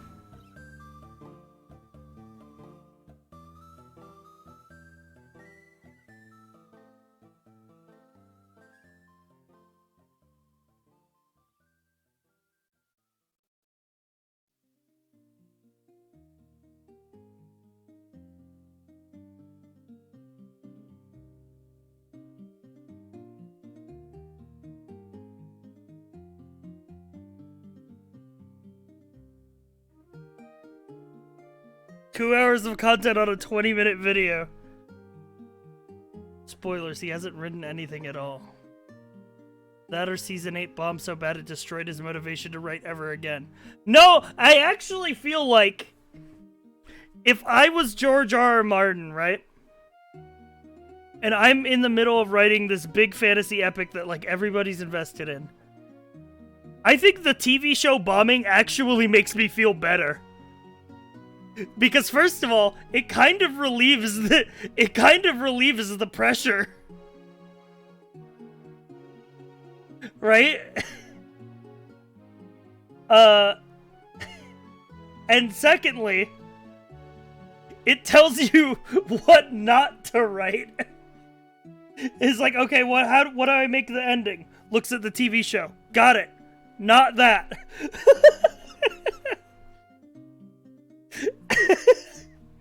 Nothing he could write would be as poorly received as that. True. They're working on another TV show, though? True.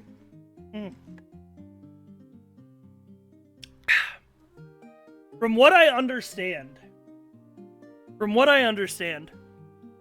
the people who made most of Game of Thrones basically speed ran through the last season because they got a deal from HBO to work on a Star Wars show.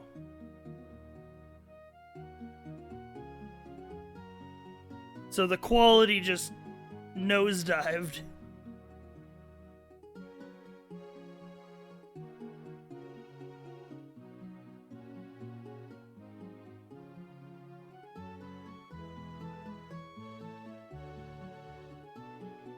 Shit.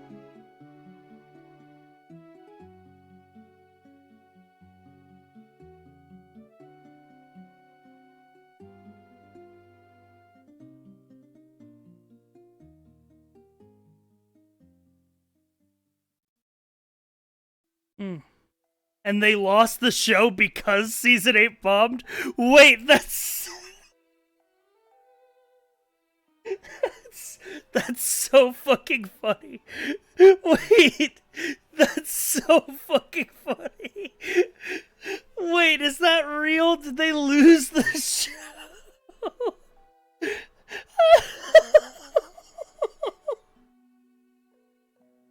That would be so fucking funny. If they're like, oh shit, we got offered a fucking Star Wars show. I don't give a shit about this Game of Thrones. Just push it out. Just push it out. Just get it done with. And then they go to Disney and like, okay, we're ready to make the Star Wars show. And they're like, that Game of Thrones season you just pushed out kind of fucking sucked. And they're like, yeah, but...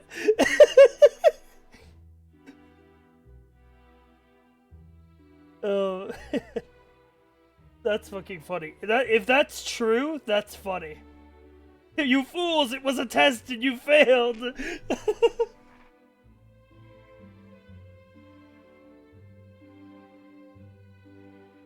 Also, somebody in Shitpost Corner just posted this.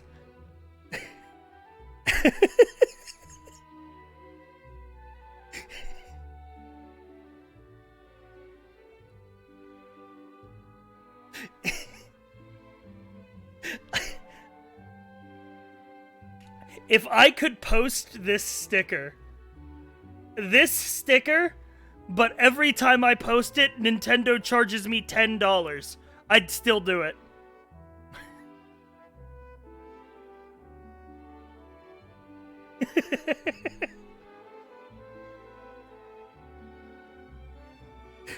You're dead to me.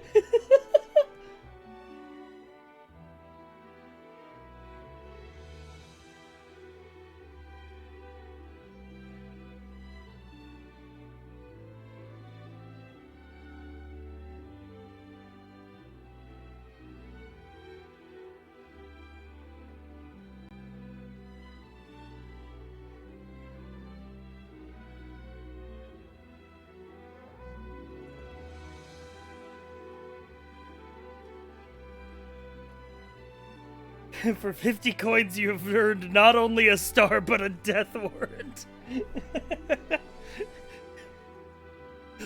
You have stolen my star, and now I shall hunt you to the ends of the earth. You are officially my enemy.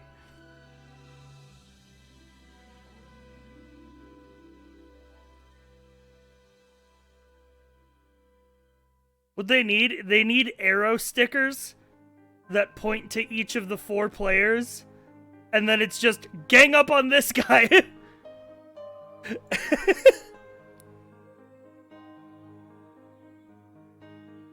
All right. Pivot time.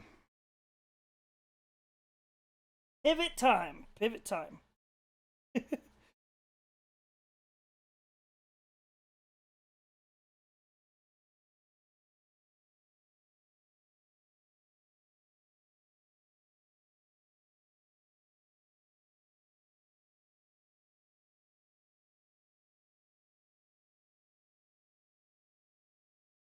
You what?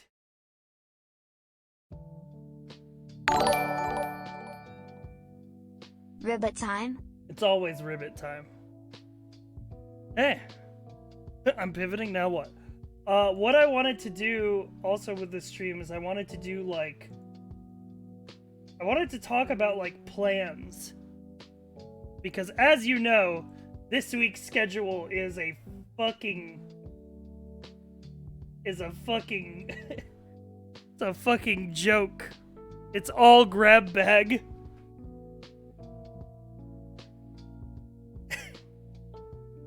It's all grab bag. So I wanted to, first of all, I want to do another content night. which if you don't know what that is, it's okay because it's a word I made up. But I want, like, basically, like, all the just chatting stuff that we do that isn't just chill. So, like, stuff like the tier lists or GeoGuessr or stuff like that. Like, I want to do that, but I want to start putting, like, spins on it.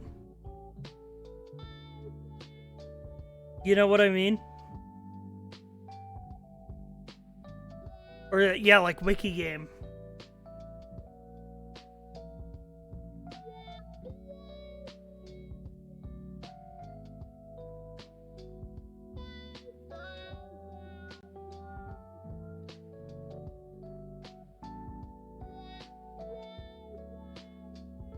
Yeah, I think React streams are different than, like, just chat streams.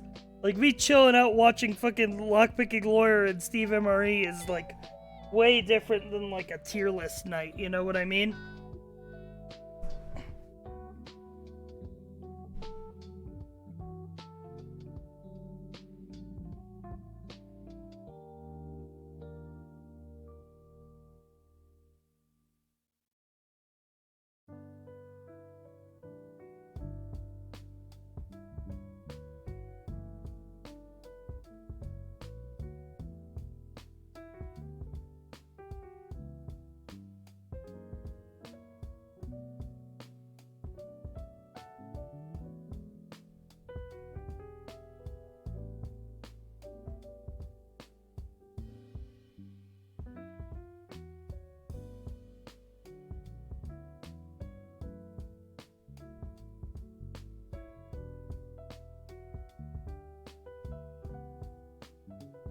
So, first of all, let's open up. let's write our ideas down for once. You know what I mean?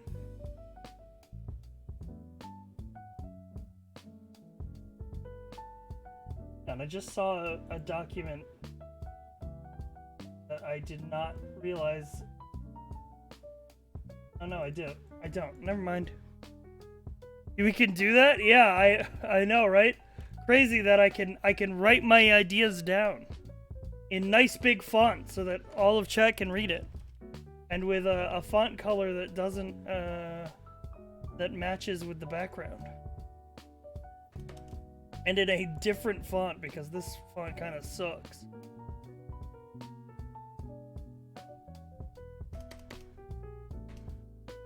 Bro, they made writing a thing?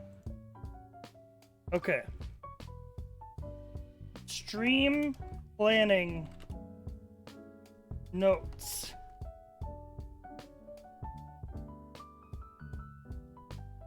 Stream planning ideas.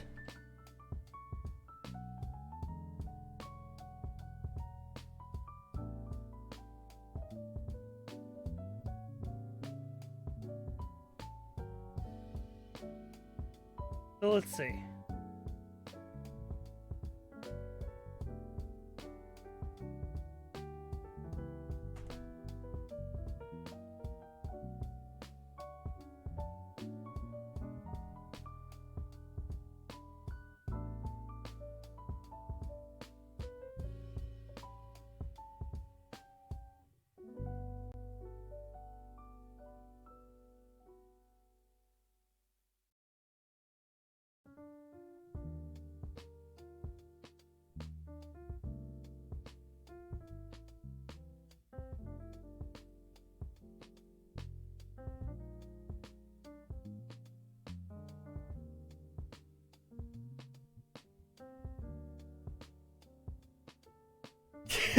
So this is my list of ideas for streams.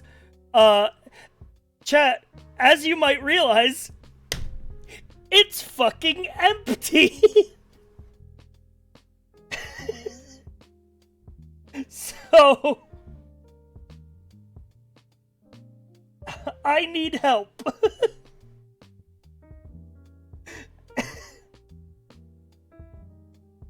I can't come up with new ideas.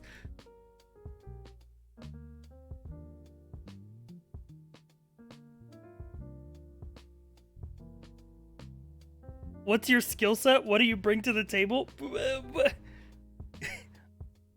I'm art stream. I'm not good at art. It says some strong the energy. I put all my ideas on this fucking sheet of paper.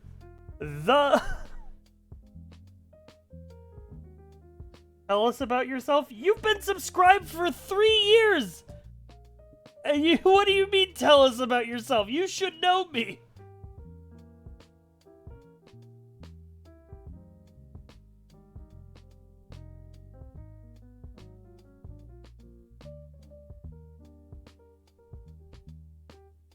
Something Gundam. All right, let's talk about. Let's okay.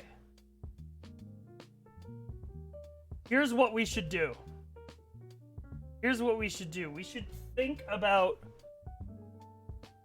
Sir, I am new here. I came because of your YouTube channel. I'm finally able to catch a live stream. You joke. You jest, Mr. 3-year subscriber. But soon enough, once the editing algorithm begins its work, that comment will be unironically posted in here.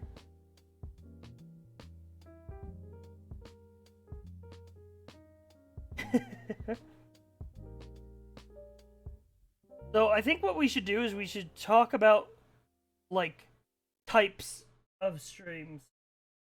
And then like put things into those categories. The Gundam sub badge is so good. I love it. I love the Gundam frog.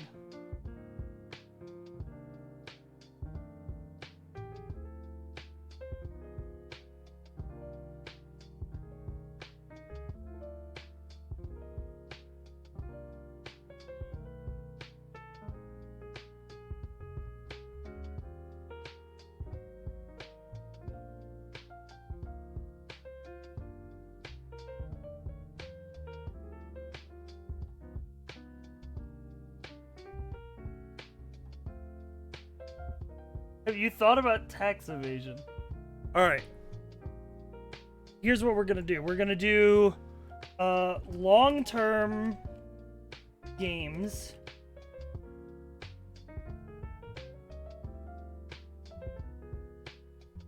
We've got like long-term games. Like long-term playthroughs.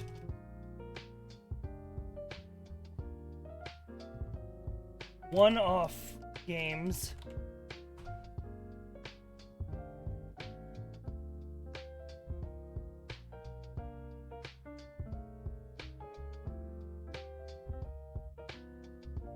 And then just chatting segments.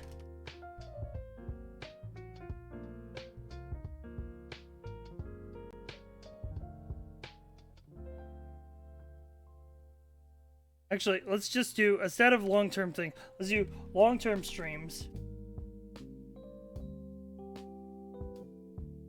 One-off streams.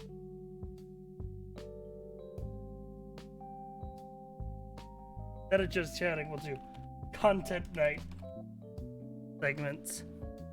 So, like, our long-term streams would be stuff like indie, campaign, Neon Divide when that starts up.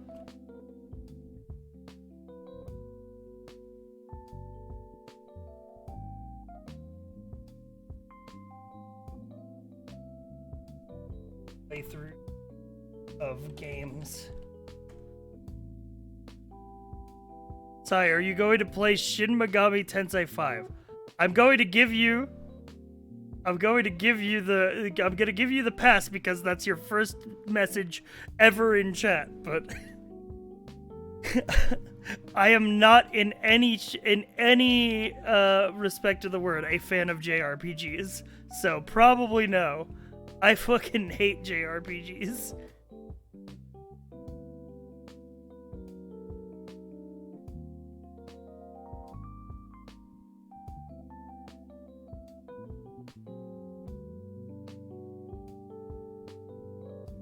Do these like highlight colors so we can tell they're separate.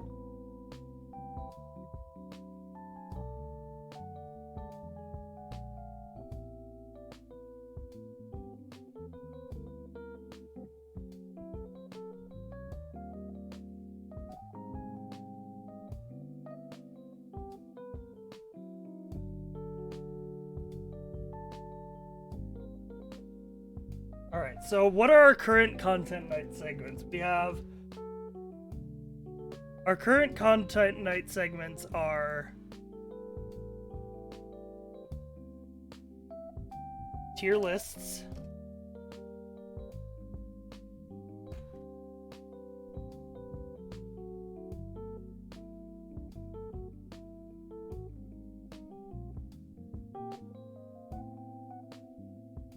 What did we do last content night?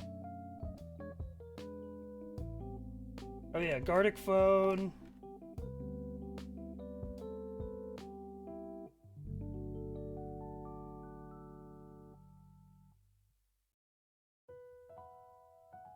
I'll just say like internet content.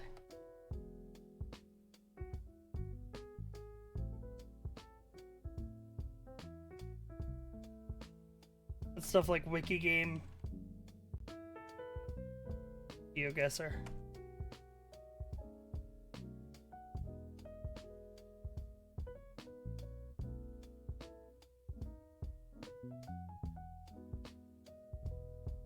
I honestly don't remember what happened last content night. Yeah, it was kind of a weak one. All right, one-off streams are grab bag nights,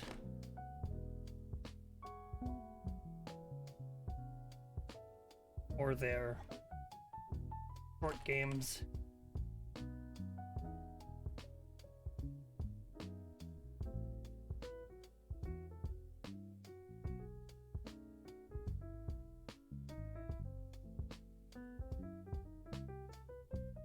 Or they're like the game nights.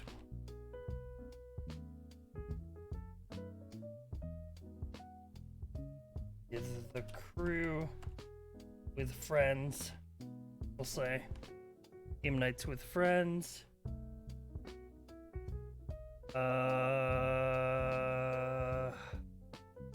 Okay. I think this is a pretty good summary of what our current I'll change this to just chat. This is a pretty good summary of what our current stream content looks like.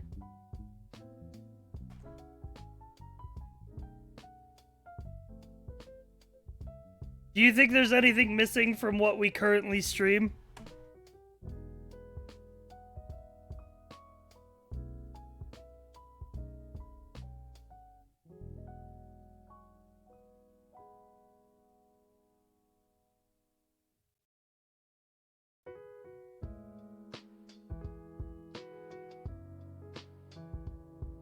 The next big trend game?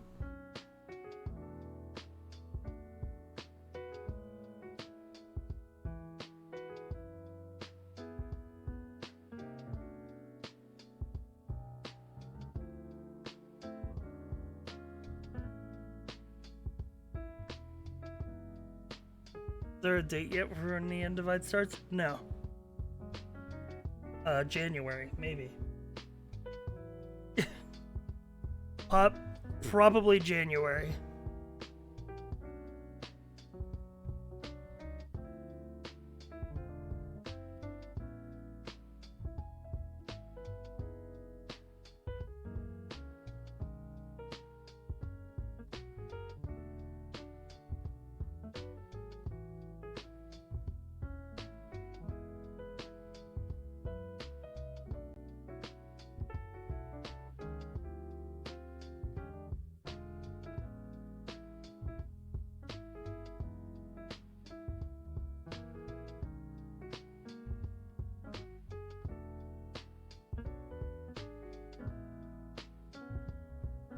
Okay, so What do we do with this? Community showcase night? What would that entail? A community showcase of what?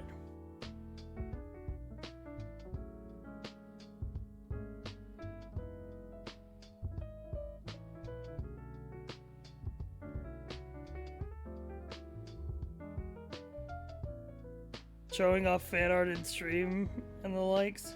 I mean, we don't get that much fan art. There's not really... Yeah.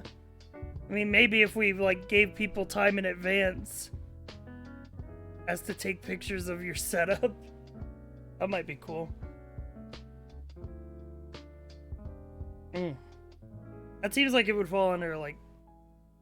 Yeah. Fan art contest. What I want to do, chat. Okay, so what I want to do, right? This is what I was thinking about. Is I want to take the things that we currently do, and I want to look for ways that we can put, like, a spin on it. Like, this is especially true for, like, the Just Chat segment, right?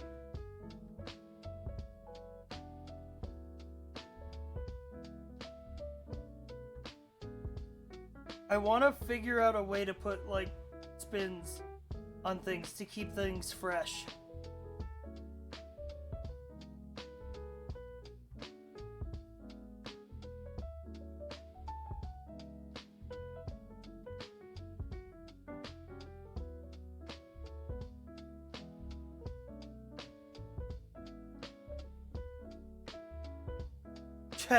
Chat is not understanding what I'm saying.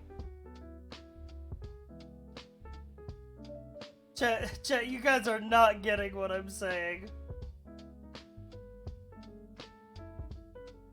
Let me rephrase. I'm not looking for new ideas.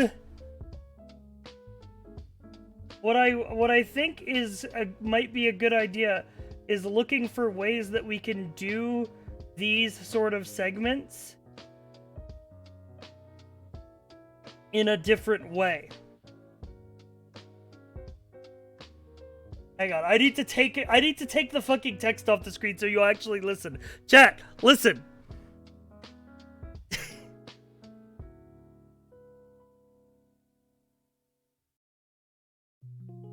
I want to add, like, spice and variety to our, like, existing things that we do. So I don't want suggestions of new things. I want to, like, do, like, old things in a new way. Do you know what I mean?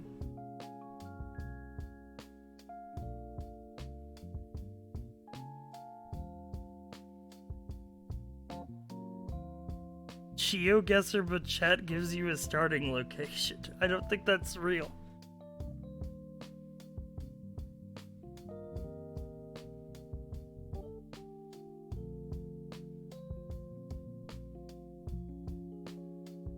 Chat out here dodo walling.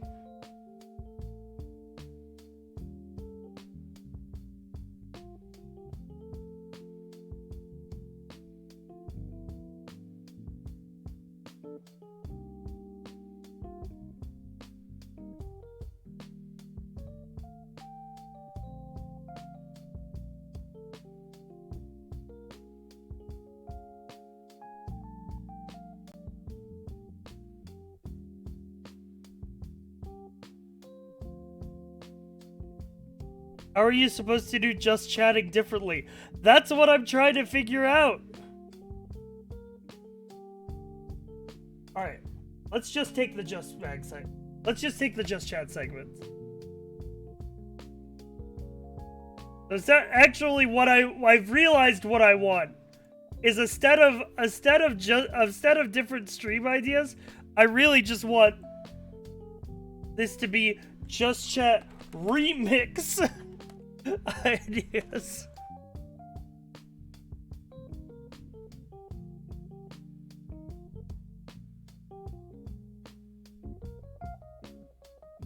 I really, we just need to. Let's instead of internet content, let's just say this is like what, like web content.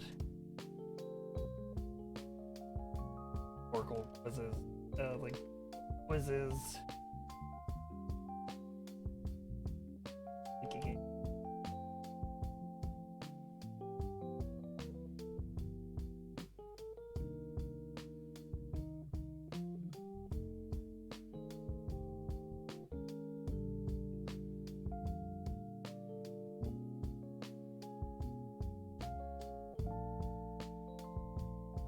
Oh, chat is so dumb. Chat is so dumb. I can see so many people in chat who who are not paying attention and who are just still throwing out random new ideas.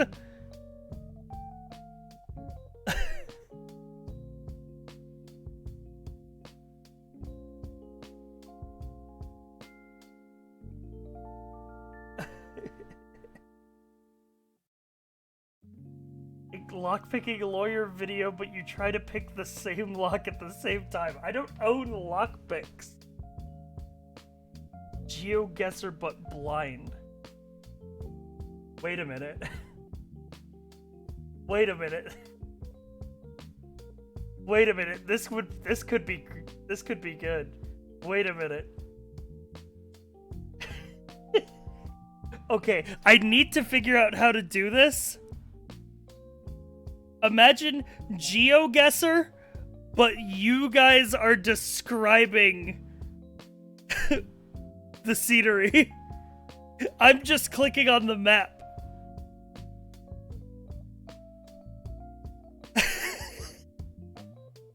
Like, I have to figure out a way. I'd have to figure out a way to view it to where...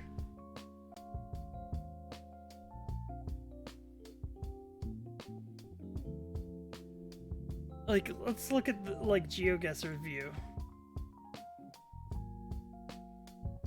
Like, I would have to get it on a way where I could still click the map. You know what I mean? Like, pin it here or something. And then I'd have to block, like, this much of my screen. But only on my end, so that you guys could see it.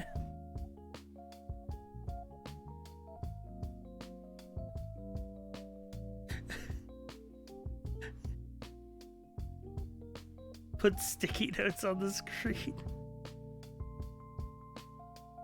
Cut out some paper and tape it to your monitor. You may need a third party for this.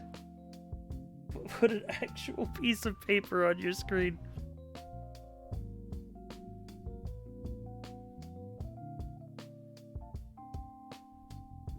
You pop out the map. You can make it bigger and larger. You can't pop it out.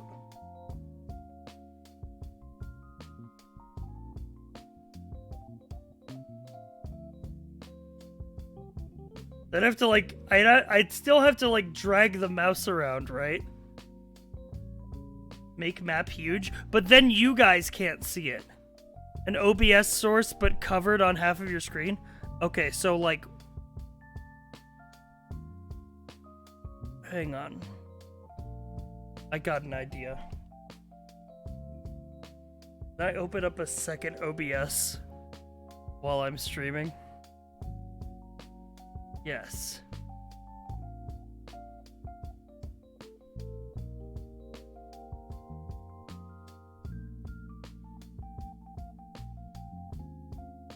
So I open up a second OBS window that isn't active, and then I just... I have to add an image that's like...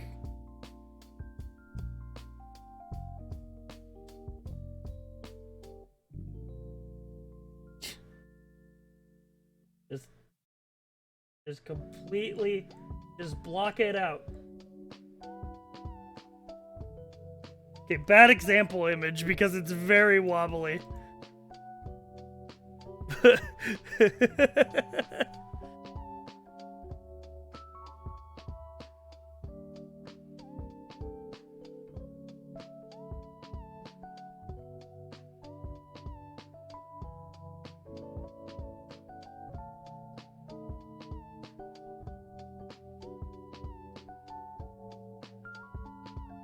Fitting. Yeah.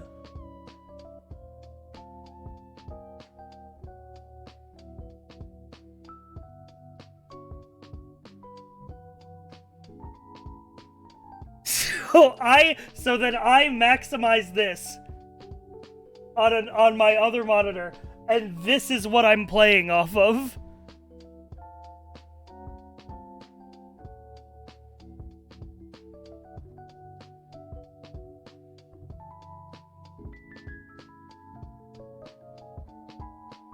Oh my god, this can work. This works.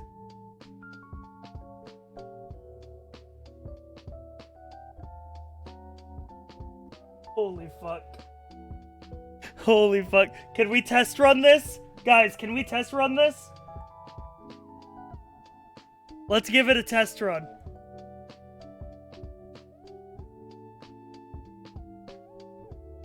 Just gonna throw it. I'm gonna go next, go next, go next. Let's test run it. Alright, I'm gonna look at my OBS window. My OBS window, and I'm gonna have chat.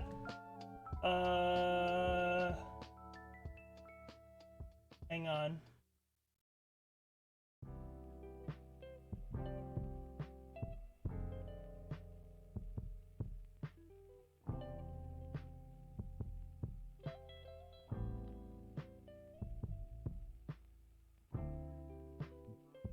Hang on.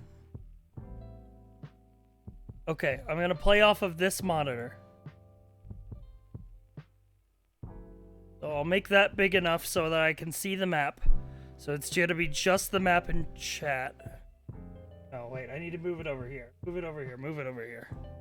It's gonna be so difficult not to look.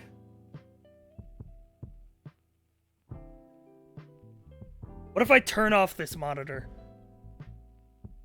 Like, what if I just hit the button?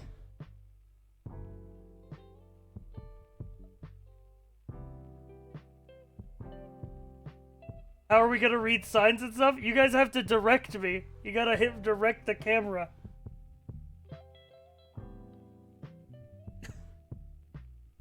Alright. Hang on. I'm putting my coat over the monitor. I'm putting my coat over my main monitor. Okay, I can't see. Wait, I have to click start. Now let me move chat and you and the game over here.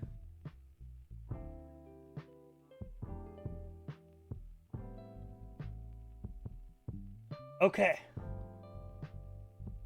I click start game.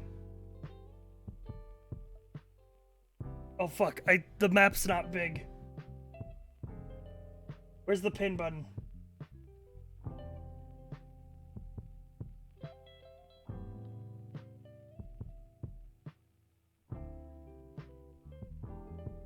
I got it, I got it, I got it, I got it, okay.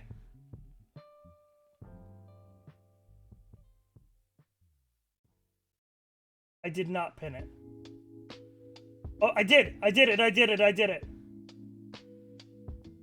What? Okay. Fuck. Alright, I guess first round's a fucking fluke. We only get 4 rounds if we play it this way. First round's a fluke. Brazil. Oh god, I can't see. Where are we?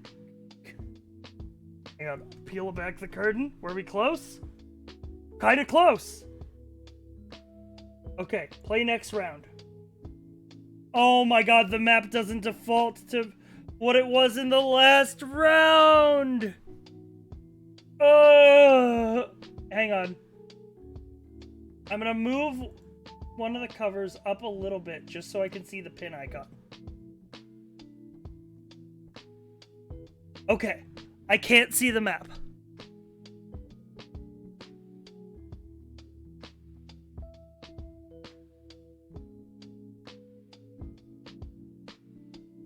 spin us, okay? Spin.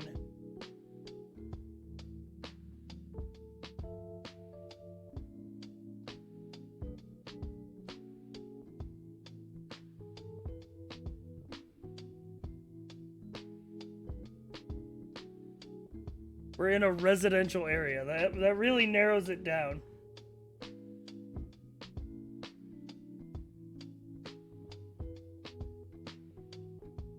Definitely not US. There's a lot of itty-bitty cars.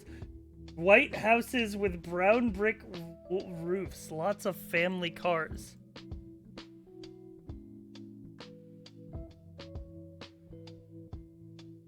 We're in a pretty nice neighborhood with tiny cars.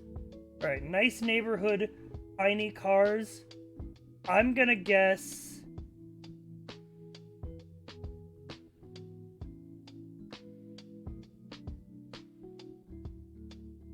maybe... Austria. Let's see it! Not bad! Wait a minute! Hang on! That's more than half points! Okay. We're gonna have to refine that a little bit. I love democracy.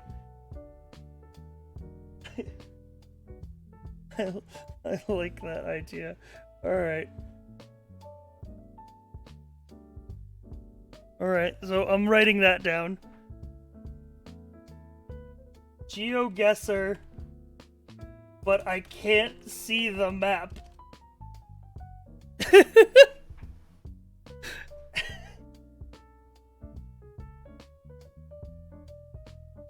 That's in. That's in.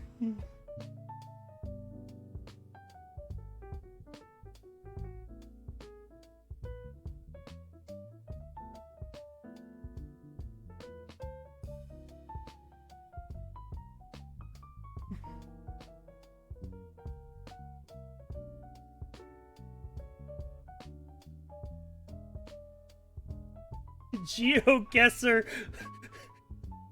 but it's the blind leading the blind.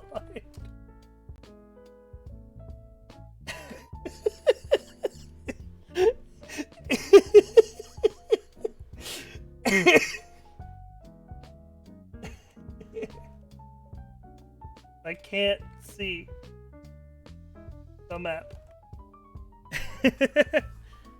Alright, that's a good idea. React content, but in languages you don't understand. I think that just makes it funnier. GeoGuessr tourist mode.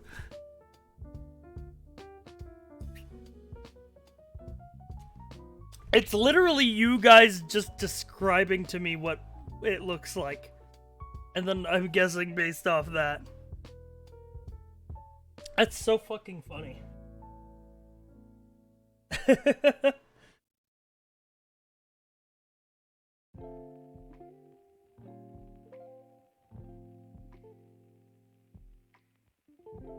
All right, I think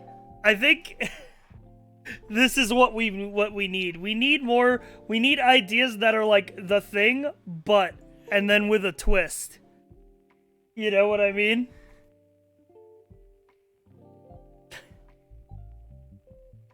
Somebody said React content, but if you laugh, we restart the video. We would never get to one video.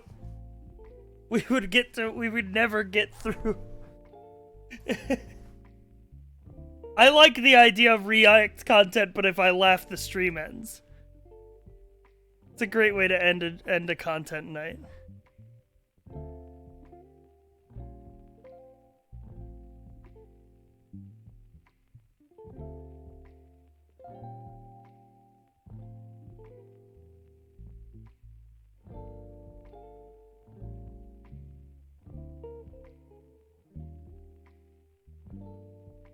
Oh shit.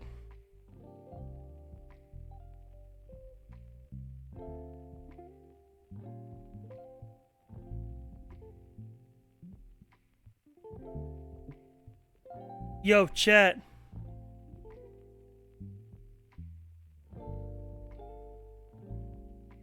Apparently, Crab Game got patched, so you don't get your IP leaked or DDoSed. You can play and host public lobbies, and your IP won't be shared.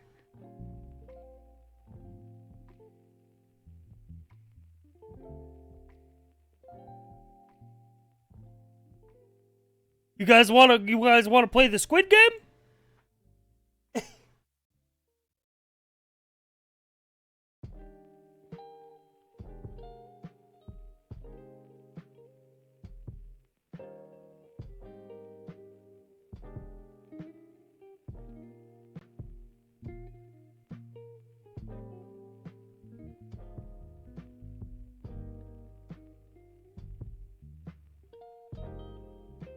Hell yeah.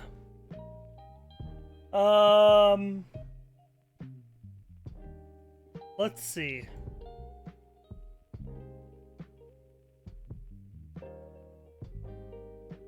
I kind of want to do like a media share night.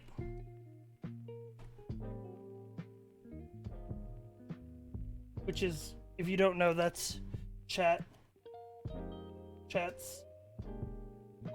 videos.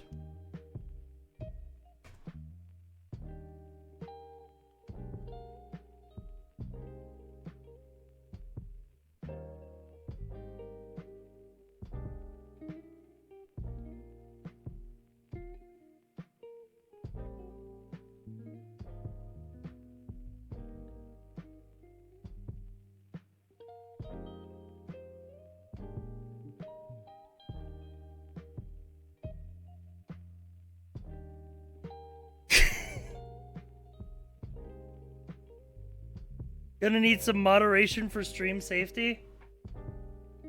Could just make it sub only.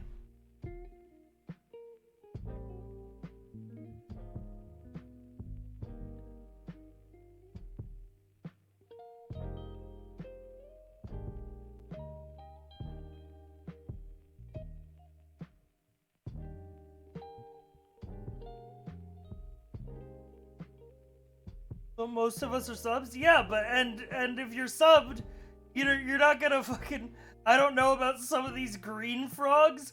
Whoa! Whoa!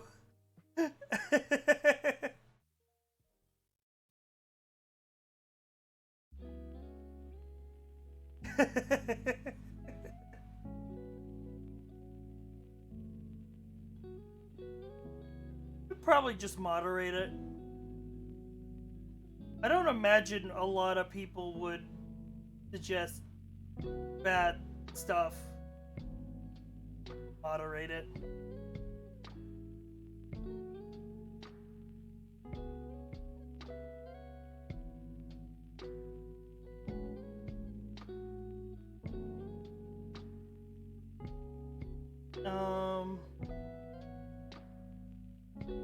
I do want to do more quizzes, right?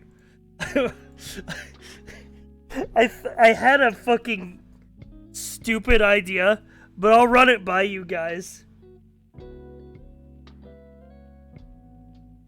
I thought about going on BuzzFeed.com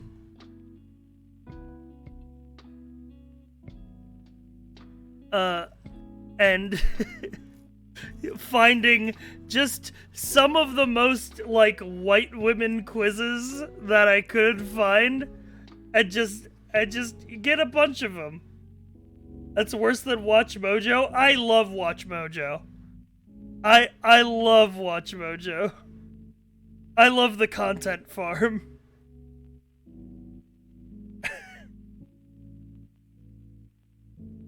But why? Because, chat, I love women. And women love quirky BuzzFeed quizzes.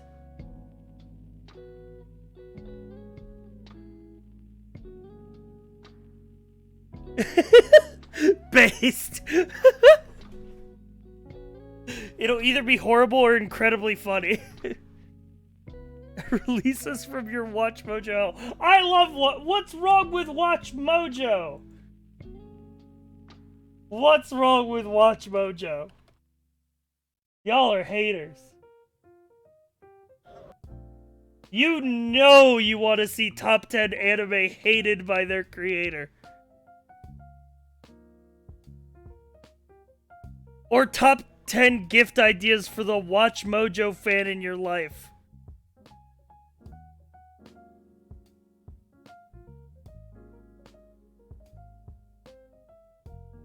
Top 10 Pokemon moments that made no sense.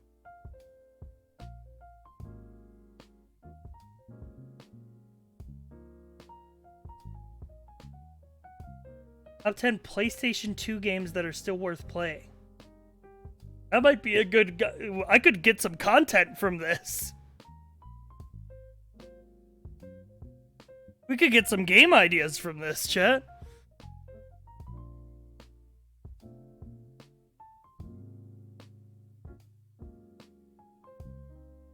Top 10 times video games actually saved lives? Aye?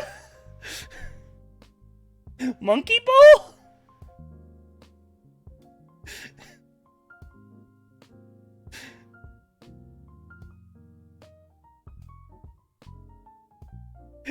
Yo, Monkey Ball saved my life.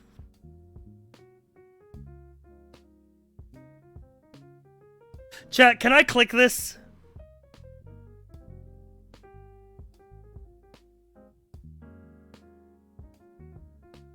Can we watch this?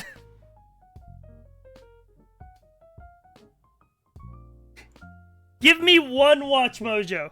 Give me one Watch Mojo pass.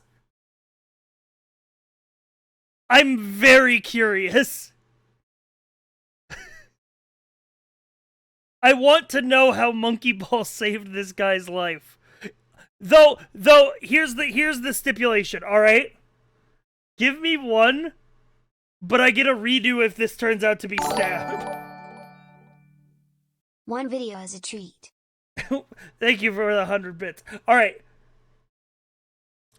I wanna click this video, but if this video turns out to be sad, I wanna click the PS2 one instead. Like if it's talking about saving lives, it could get depressing. Well, saving lives isn't depressing. No one died. They got saved. They got saved by video games. A plainclothes soldier came up to the accident and said, "You know, you did a great job. You know, I see what you did. You controlled." Let me watch the intro. You know, so I That's fantastic. Welcome to Watch Mojo, and today we're counting down our picks for the top 10 times video games saved people's lives. When we're on our deathbeds, will we regret the time we spent playing games? For this list, we're looking at... The fuck is that quote? Various ways video games have helped... This game saved no one's life. This game fucking sucks. Save people, whether that be through teaching important lessons, empowering players, or being a useful tool in other lines of work. How many lives Also, did your game save? Chat, if you're a game developer, how many lives have you saved? You can expect some heavy topics here, so viewer discretion is advised. Oh, he said heavy topics. It's before the intro. It's the intro. We can bail. We can go watch PS2 games. we can watch the PS2 games video.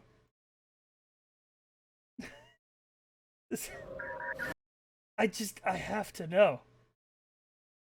Let me watch the intro of this.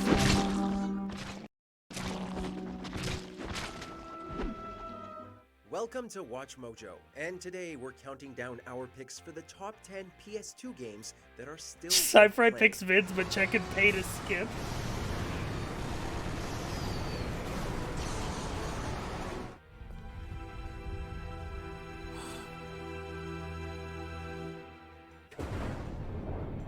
Cosmos, activate Hilbert.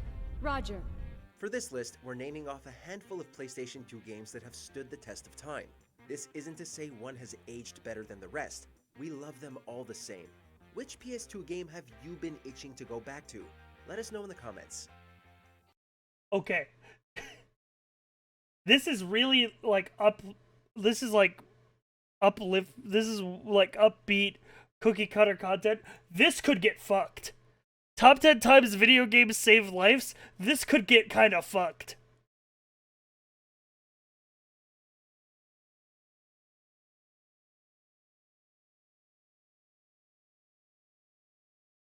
I want to cry. First one? Alright. Here we go. You know what? If this VOD doesn't survive, I'll see ya.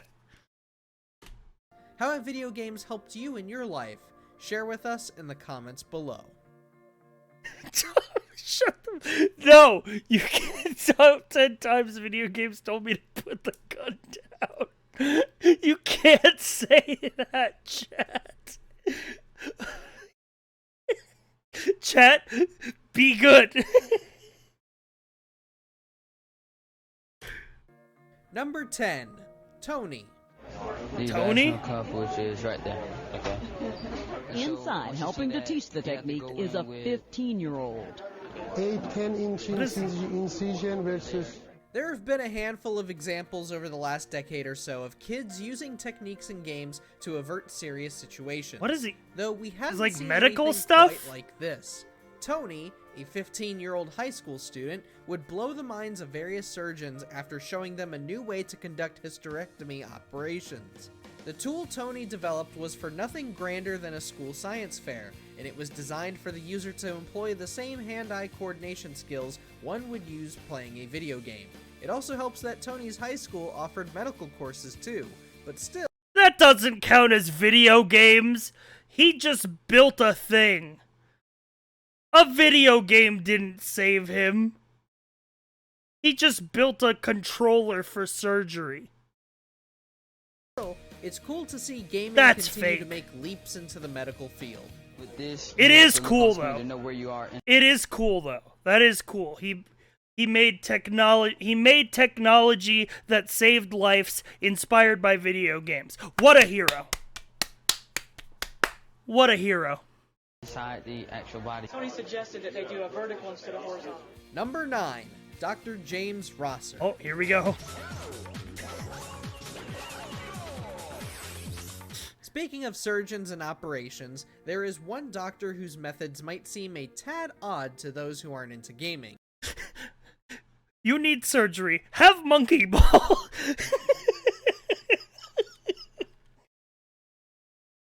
Dr. James Rosser specializes in laparoscopic surgery, a form of surgery that involves inserting long, thin instruments into the abdomen to cut and manipulate tissue. As with most forms of surgery, it is a delicate procedure as it doesn't utilize a sizable incision. So how does Dr. Rosser prepare for such an intricate task? Don't tell me.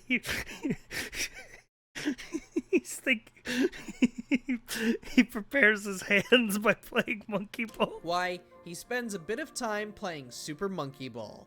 Even more astounding, Dr. Rosser is also the co-author of a 2004 study that found how video games can make surgeons quicker in their operations, thanks to how they can help improve hand-eye coordination. Number 8. He's sitting there in the operating room. Hang on.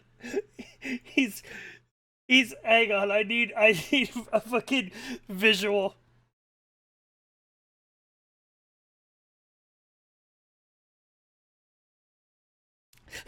Doctor, we're losing him, and inside his brain is just...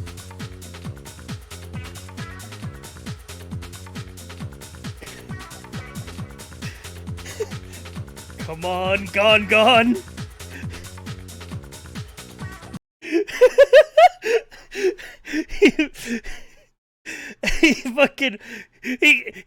He closes the wound. Goal!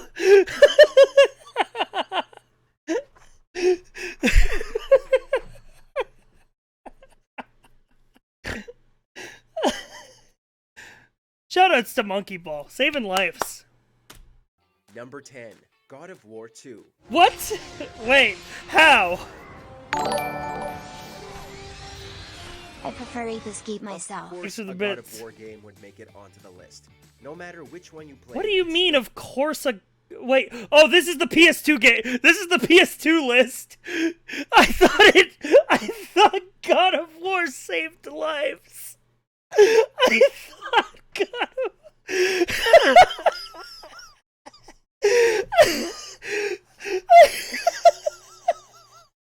Holy shit! I clicked on the wrong tab. Oh fuck! Well now, aren't you guys glad that we did watch Mojo content?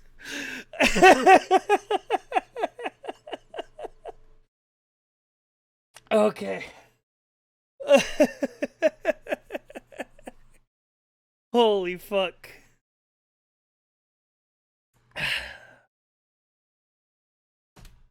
Jessica Marsh. BioShock better not be Infinite. Better not be BioShock Infinite. Grace, is somebody there? There are plenty of stories one can read on how video games helps people get over bad breakups and other moments in life. This one comes from former contributor for Geek Girl Authority, Jessica The Geek Girl Authority. Marsh, who published her own Are they a such story police on the force? website. Marsh would go through an awful breakup with her then fiance that left her nothing but a... See if it's active?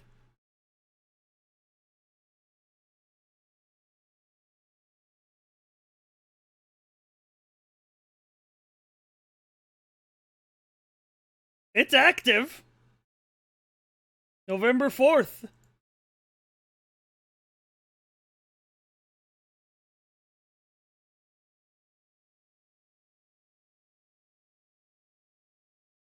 Wow. Sick logo. Powerful. A bed, TV, a PS3, and a PS4. She went through a period where she felt empty and incredibly depressed. That is, until she played BioShock again. Despite having played the game with others who she had Let's long go! stopped seeing before, Let's go, BioShock! helped give her a sense of direction with its gloomy wonder and immersive story. This would eventually lead her to other games like Cave Story, Journey, and Flower, games that would also help her learn valuable Let's life go! lessons. We save lives! Number 7. Paxton Galvanek. That's right, and how a video game could come in handy and save a life. We'll tell you how one man did it. So far, we've seen how games can influence medical practices and oftentimes life choices, but very rarely do we get to see how a game can educate on life-saving methods. In 2008, Paxton Galvanek saved 2 people from an awful traffic accident, and he did so without any medical courses whatsoever. Turns out, he would learn how to control bleeding through the video game America's Army, which... Not America's Army! Not America's Army! No! Not that game! Oh, not America's Army! Fuck that fucking... I thought it would have been like fucking... like Arma or something. America's Army got chat, if you didn't know. America's Army.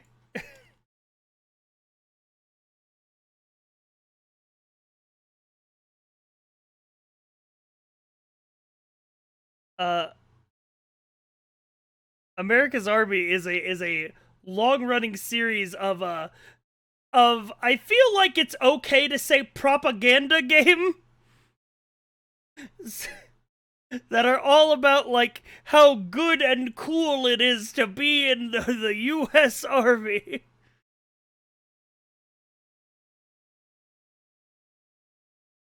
It's 100% propaganda. has in-game training. But you know what? I get. You know what? You know what? You know I gotta give it up for saving lives. You can't not give it up for saving lives. Techniques. Good job. According to Colonel Wardinsky in an interview with Fox News, techniques like this were not publicly available, and after the tragic events of 9/11, they decided to implement the courses into the game. I'm kind of a dork because I run an online group of gamers, but I only do that at night. And I mean, in the day, I own Galvanic Mobile Advertising, but at night, I just run these gamers. We play America's Army a lot. Number 6. Sean Kittleson. If you haven't heard of Sean Kittleson, well, you've probably played a couple of games he's helped write, most notably Injustice 2 and Mortal Kombat 11. However, there was a time when sitting down and writing these games started to affect his health. In a Polygon article, Kittleson noted that he had Boo! Boo! Game development affecting your health? Boo-hoo! Crunch harder! begun to experience weight gain, back pain, and depression between 2014 and 2016 before suffering from herniated disc in 2017. After much physical therapy and treatment, Kittleson would stumble upon a VR headset, the Oculus Rift, and began Oh fuck, he's a VR chat player. exploring a handful of VR titles. Not only was Kittleson able to lose weight through playing VR games, he was also able to improve his blood pressure and gained more muscle. Let's go. I wouldn't say that saved his life. I wouldn't say that saved his life. He's still... Like, you talked about him being, like, overworked and, like, stressed, like, making these games. And then you're like, yeah, but he started working out when he bought a VR. I mean, I don't doubt it helped.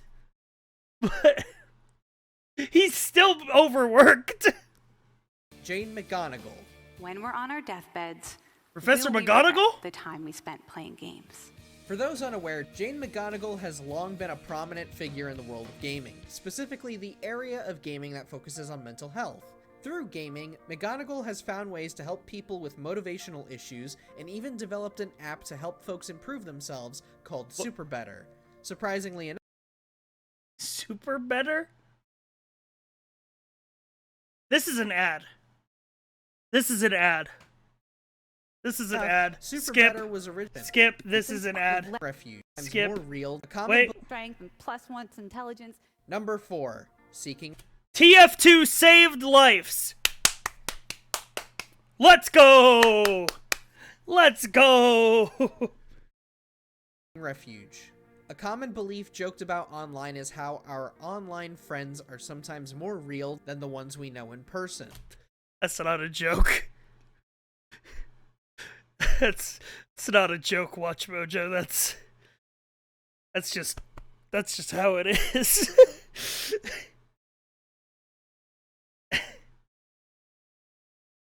This story comes from Giant Bomb user Evil Razor. A military base outside of his apartment had just been attacked, and it caused Razor to immediately... Where does he live?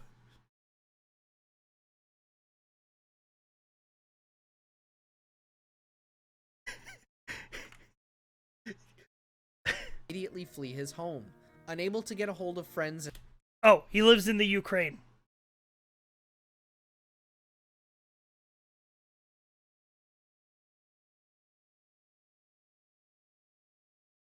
in other Ukrainian cities, he would turn to his friends on Steam, people who he had only made contact with through games like Team Fortress 2.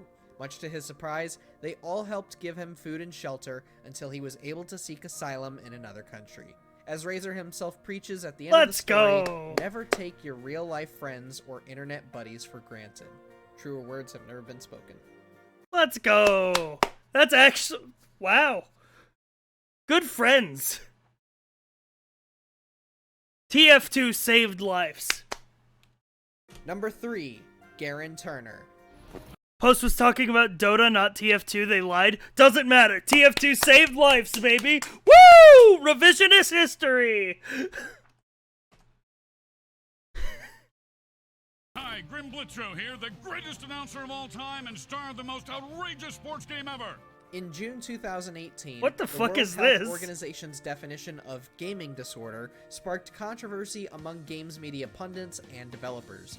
As a response, Garen Turner, writer of games such as Trials of Unrest and Mutant Football League, posted on PlayStation Lifestyle about how gaming helped him get through his own situations. Turner had been a victim of abuse and violence on multiple occasions, but he managed to find solace in video games.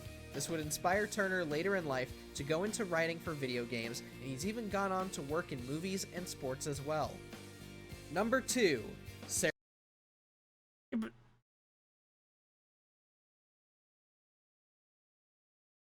Good for him. I mean, yeah, good for him.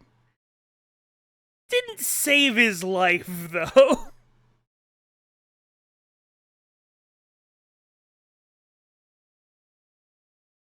Sarah Winters. Final Fantasy 14 saved lives? You sure? I'm pretty sure Final Fantasy 14 wastes people's lives. Hold the line. This hamlet shall not fall. Yo, what up, Trapman? Thanks for the raid. We're not going to be live for much longer. I have a D&D game in about an hour. We're watching a WatchMojo.com video on how top 10 times video games actually saved lives. Video games can save lives. Let's go.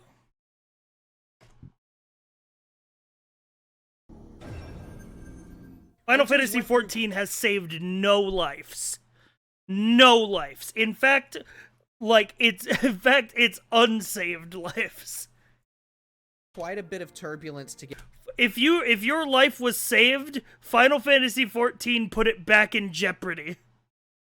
Get to where she is today. At an early age, she was diagnosed with ocular albinism, which had made her vision so impaired she was classified as legally blind. If your vision is bad, Final Fantasy 14 is not gonna help with that. I look at Final Fantasy 14 and it's just a million particle effects all over the screen, and I can't tell what the fuck is going on. Good fucking luck. She will never rate at a high level. At 10 years old, her doctor surprisingly prescribed video games and advised a trip to GameStop.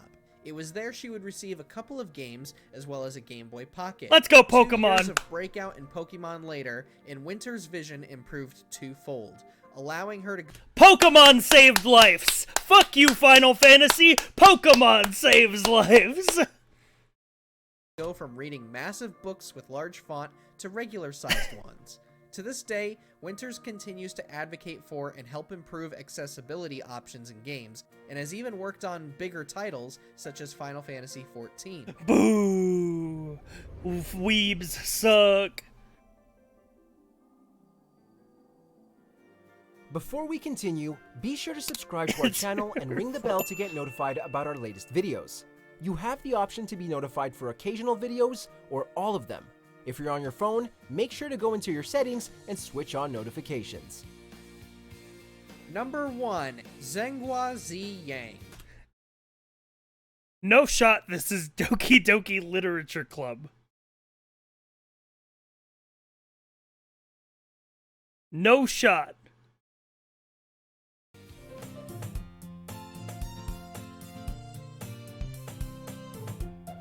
To call Yang's tribulation a miracle would be an understatement. In his teens, Yang had succumbed to a terminal illness that left his doctor's head scratching. His condition kept worsening until the day they expected his passing. Succumbed to a terminal illness. Isn't that just you die? However, Yang was hospitalized for 2 whole years afterwards, but he felt hopeless. Luckily, he found hope again through playing video games. Nobody's life was saved by Pinstripe. Pinstripe was such a letdown. Experiencing new worlds and meeting various players through online multiplayer. Over time, Yang would make a surprising and spontaneous recovery, eventually allowing him to go back to school and rebuild his life. Today, Yang serves as founder and CEO of Serenity Forge, and his team have published a plethora of games, such as Doki Doki... Oh, he made the game! Oh, he made the game! What the fuck? He published the game. Oh! Okay. Literature Club Plus, Pinstripe, and Death's Gambit Afterlife.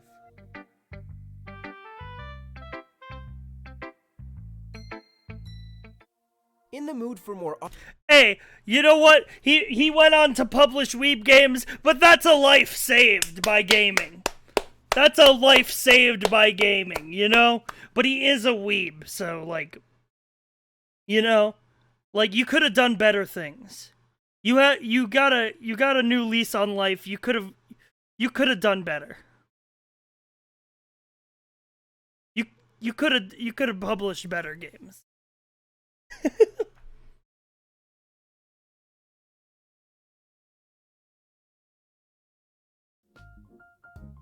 Anyway.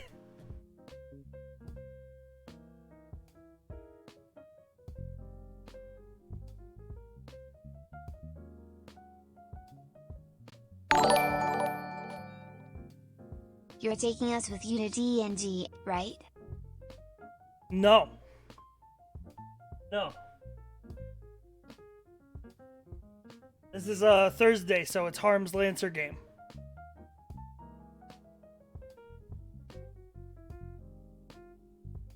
So, I'll dip, but I'll be back later tonight.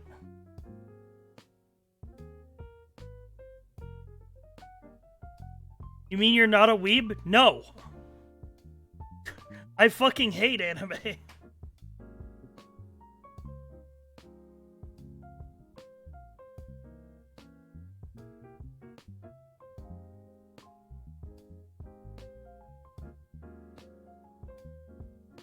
Gundam Weeb is still a weeb? No, it's not, because you have to put the fucking qualifier in front of it. That makes it different.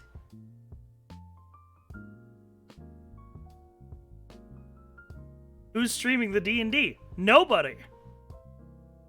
I know, right? Chat? Wow, streamer doing something off stream for his own enjoyment and not broadcasting every part of his life? Crazy.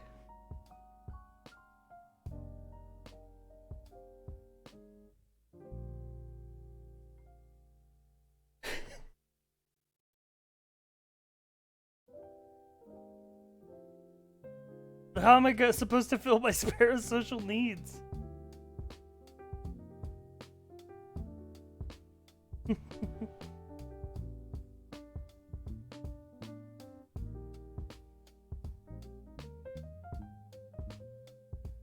Oh, right. I wanted to do something. I wanted to do a tier list of every game that I've played this year. Because we're getting into December now, so not a lot of big releases are coming out.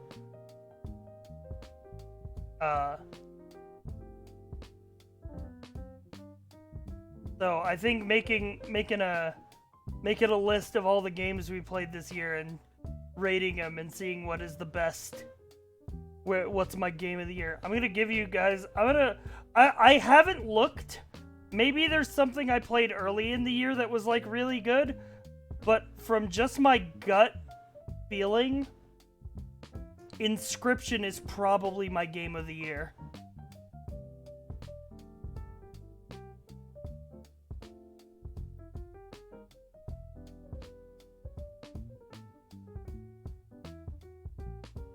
Ghost Runner? I have to look back to see if that's something I played this year or not. Basically, I'm just gonna go through my Steam and just say, like, all of the stuff that I played this.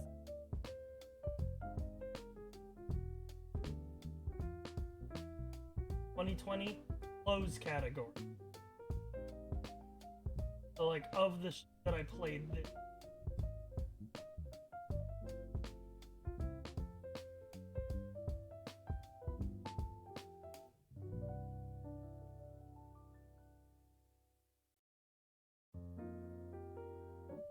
Surprising amount.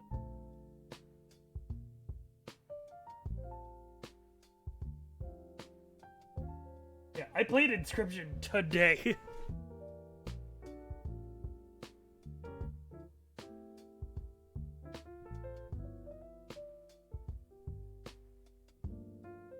I just saw Sansar for a glimpse second. Hey man, I'm very glad I got a new GPU.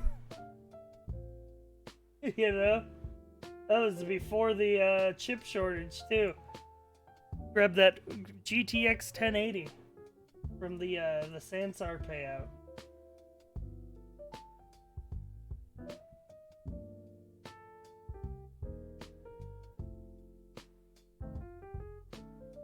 Inscription. It was basically a puzzle card game, right? yes, but also more. And I can't tell you anything about it. Go play it.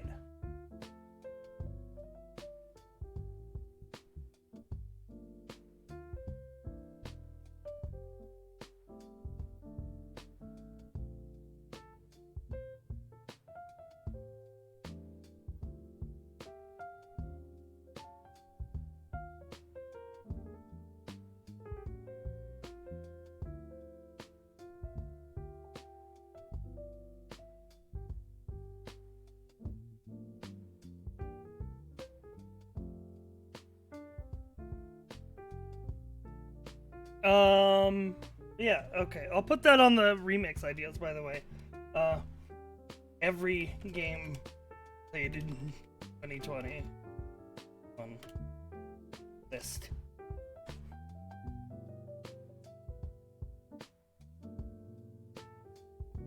What other Just Chat ideas do we have?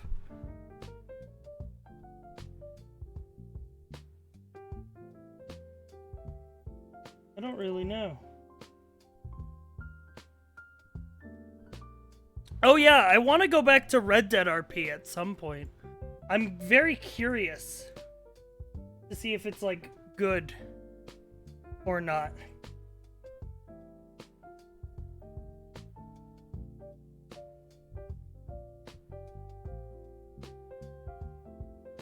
Themed Gartic Phone games? True, Gartic Phone, like...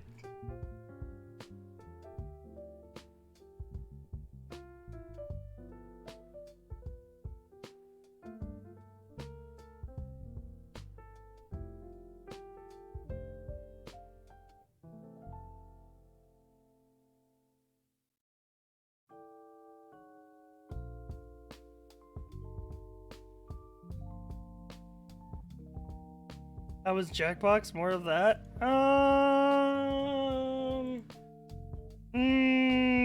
Jackbox is like... okay.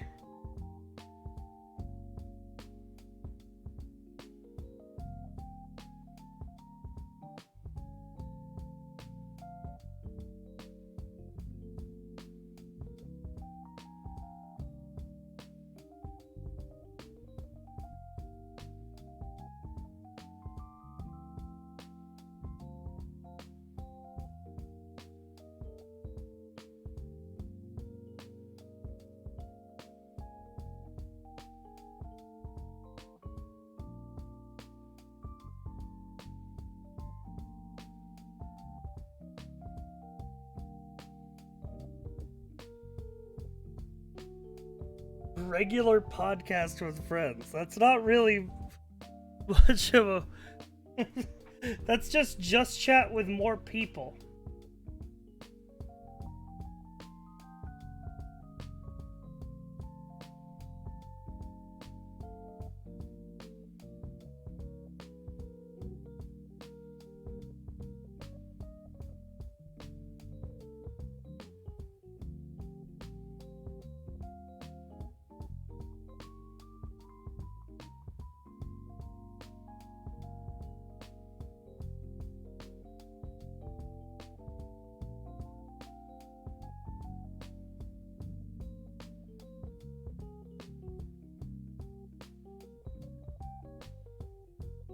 Is that trucking game on there?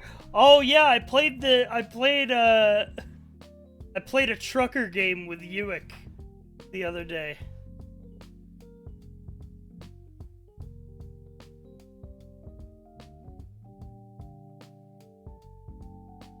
This was fun.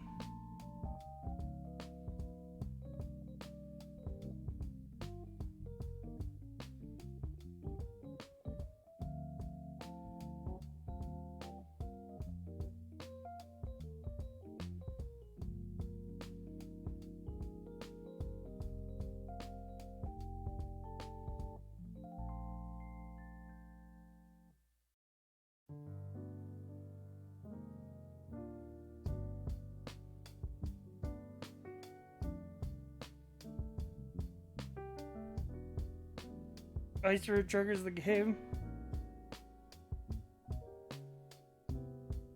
you guys hear about that truck in LA? Guy stole it and was driving around for hours?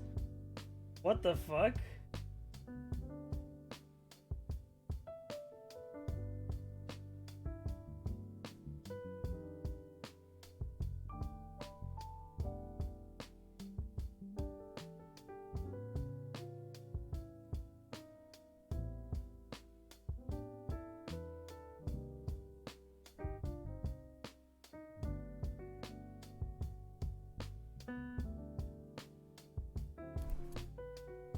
What the fuck? I have not heard of that. I heard a truck full of GPUs got jacked. Oh shit! The ultimate heist. Next level scalping.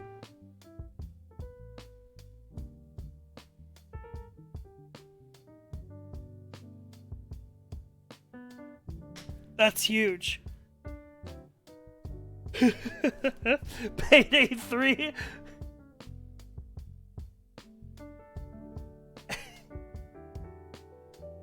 You open up the fucking bank vault, it's all graphics cards. The fucking heist music starts going. Fucking escape with the GPU.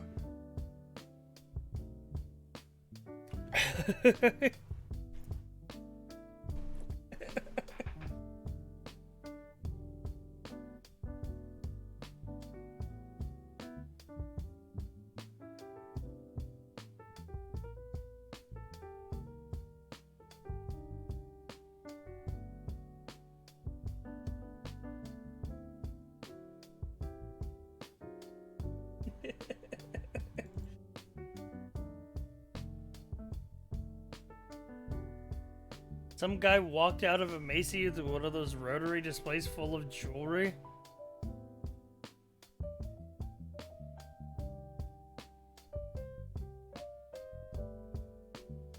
The fuck?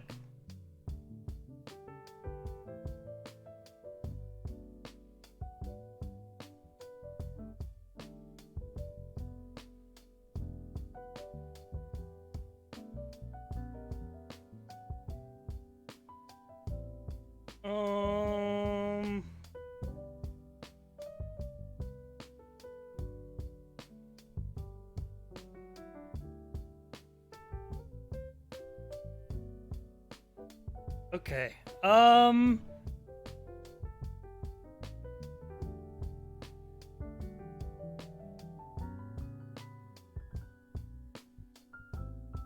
You guys seen the guy in Japan that dressed like the Joker stabbed like 20 people and is wanted for his arrest?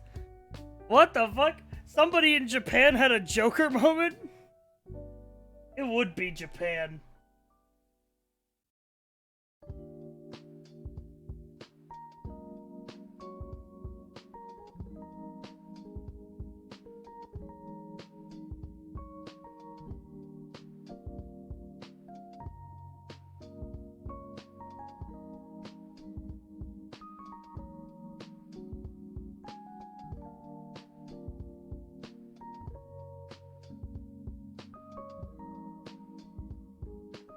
What am I... Okay, what are we doing? What are we doing now?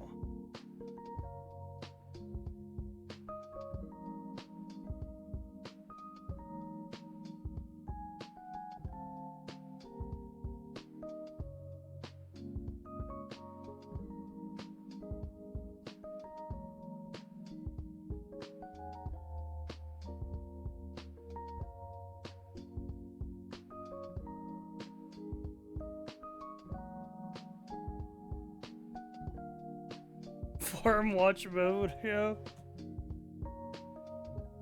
I don't have that much longer before D&D.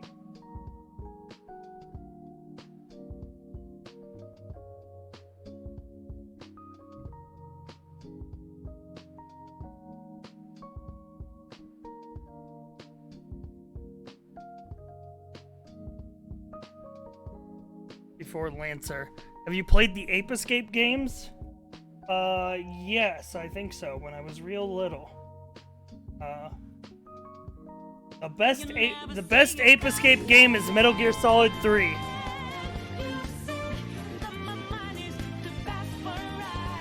McHammershoot just gifted Like, Commercial, 3 thank you for the subs. 3 gifted subs. You know what I want?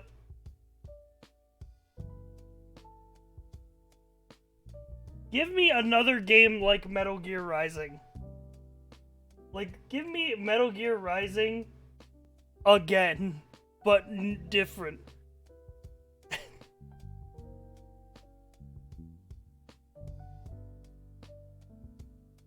More sick music.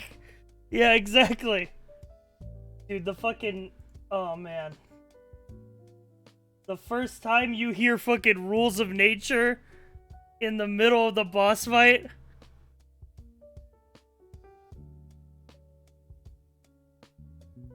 You watched the new RMRA Steve video. Yep. He's finally back.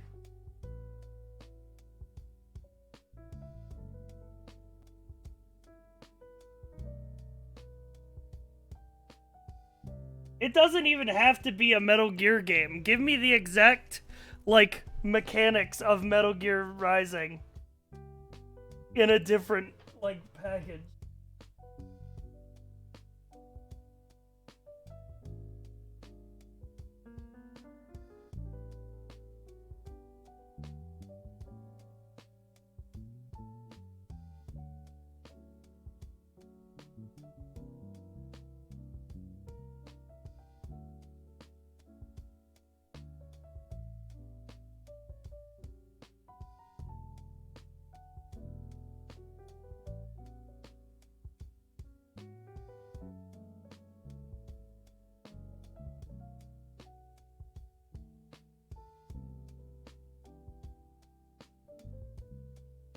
You see that Nick Robinson finally handed down Scott of Domino's Pizza? I saw!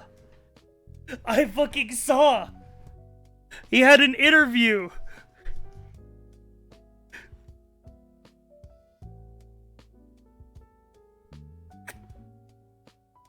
Where they confirmed that the Domino's app featuring Hatsune Miku video was shot and read that way on purpose.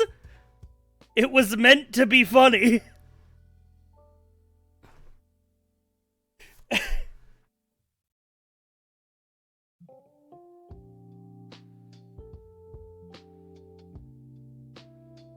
It's so fucking crazy. Guy has a history in Domino's commercials going back ages. Yeah, apparently. They like had him read it because they just liked the idea of like funny foreigner guy reads the Domino's ad.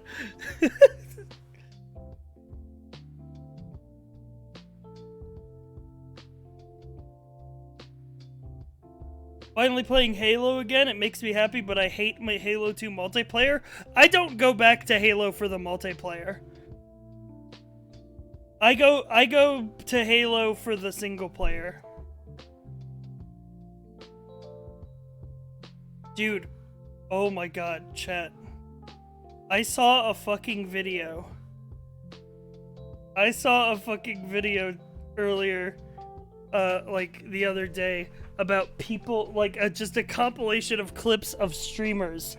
Like, fucking... streamers saying that fucking Halo Infinite is gonna die unless it has a Battle Royale mode. And I'm just like, oh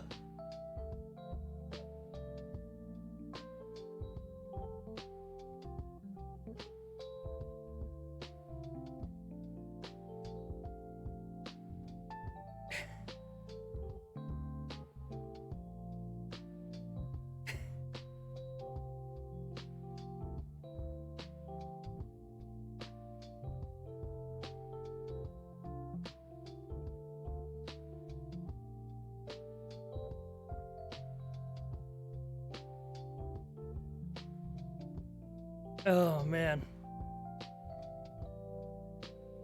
Any FPS, but what about the BR? Yeah. It's just, dude, the game's gonna die if it doesn't have a battle royale, dude. It's 2021. Come on, get with the times, bro. It needs to be the next Fortnite, dude, or else it's gonna die. Dead game.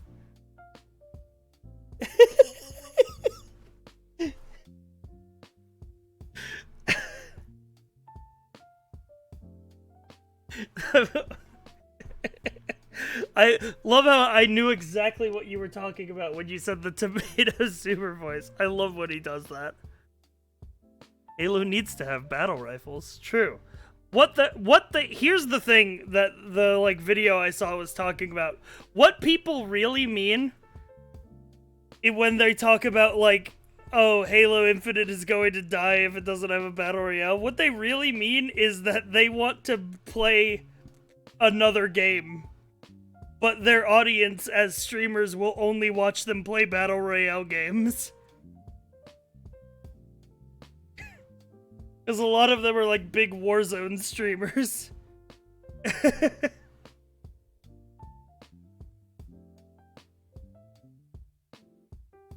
They're just afraid to take a hit in viewership to play something that isn't battle royale.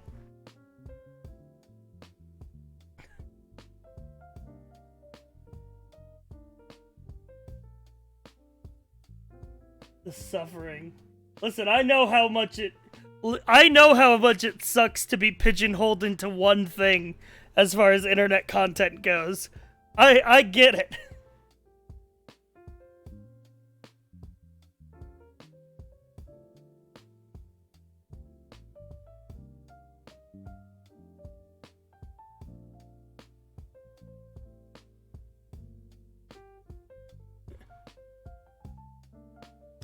IGN released a video of gameplay and I've never seen someone worse at Halo.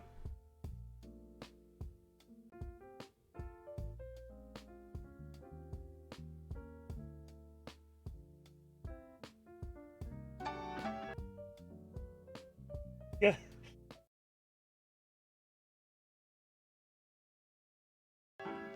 You guys remember this?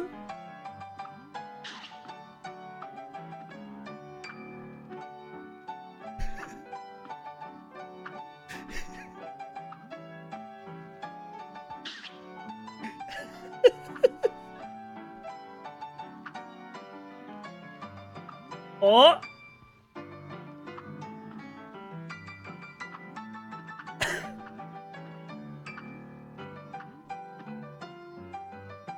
The music is so fitting.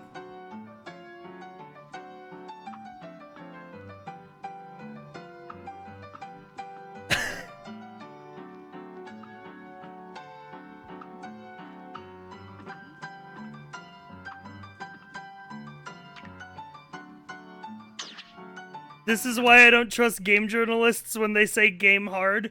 True.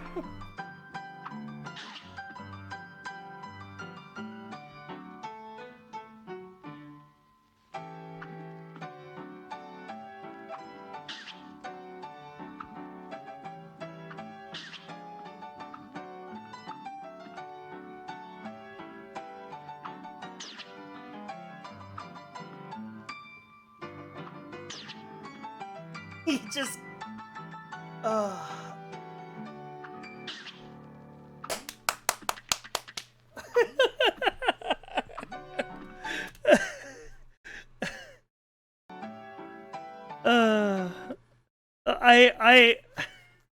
I feel bad though.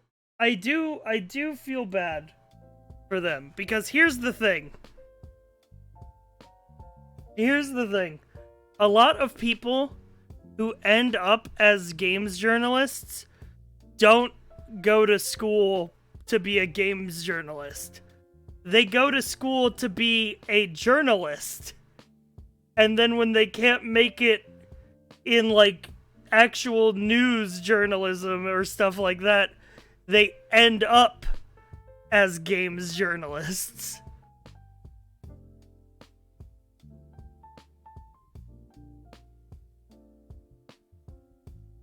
They get assigned, they don't pick it, or they get unlucky. Yeah.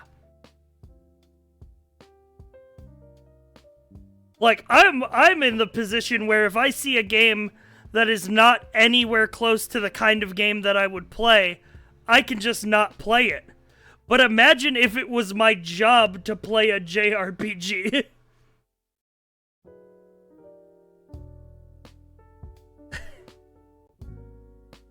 Like, people on the internet would hate me because I would be handed out 1 out of 10s.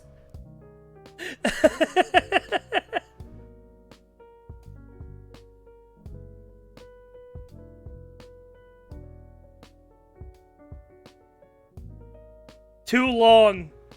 3 out of 10.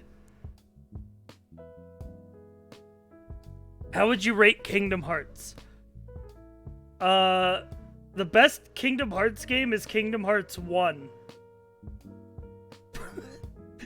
They fucked up every other game.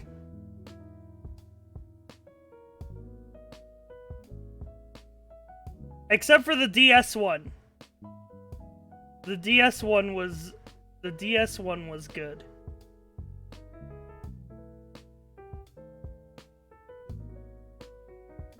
Dude, every fucking Kingdom Hearts game is fucking... Which DS one? There's more than one?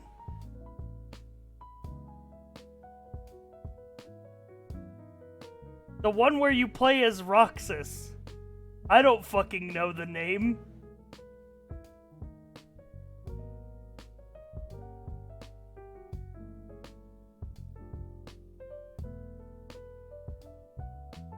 Yeah, fucking 356 days. That one I was pretty okay. 369 by 420 days. 369 by damn she fine days.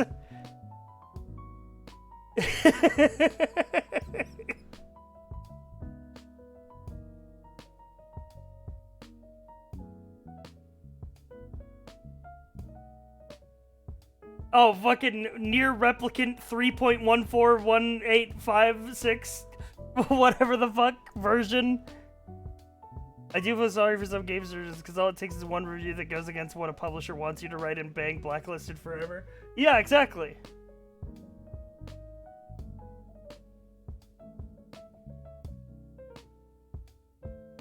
Like, at least when you guys are hearing my take on a game, you guys know my taste, right? Like, but a company like IGN has like 100 different people writing reviews for them. So it's literally just like random, like if you get somebody who's like really likes this kind of game or fucking hates this kind of game.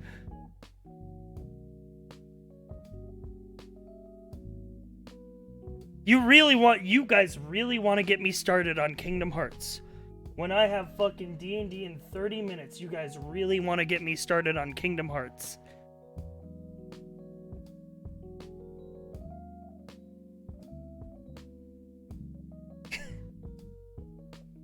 Here's my problem. I have 2 problems. And no, it's one problem, but it's a multi-part problem. Kingdom Hearts is pure 100% wasted potential. Because the people who they gave to make the game don't actually want to make a Final Fantasy Disney crossover game. They want to make their own game about fucking purple hair anime characters who I don't give a fuck about.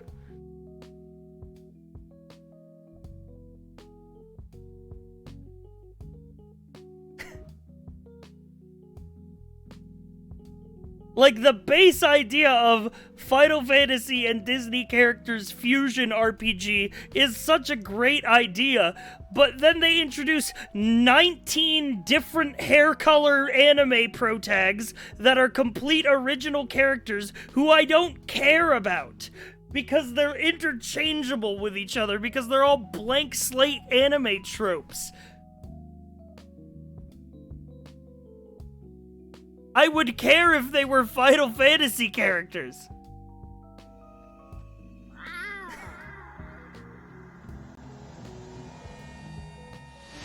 It's Spive just subscribed. Sub Justice every Thank you for the sub, HB. And the only well-written character is the fucking, like, not even the main protagonist, but, like, the second main protagonist. Like, Roxas is a well-written character, but he's surrounded by such a fucking torrent of bullshit that it doesn't matter.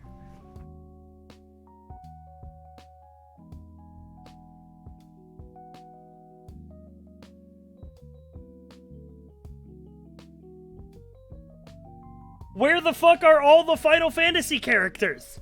Where are they? Why are there only like 3 Final Fantasy characters in all of the games?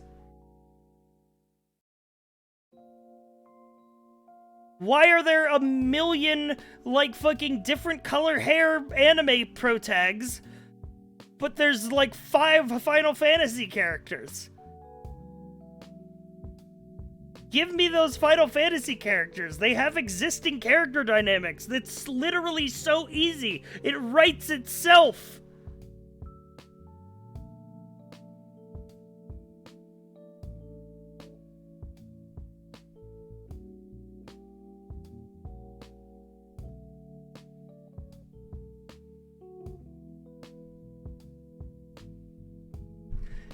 God. So you're saying you want more reused characters, you want nostalgia. That's what the whole game is based on! That's what the whole game is based on! All the fucking... You go to the fucking worlds, and they're based off of classic Disney movies. The whole fucking game is nostalgia! Yes! That's literally what it is!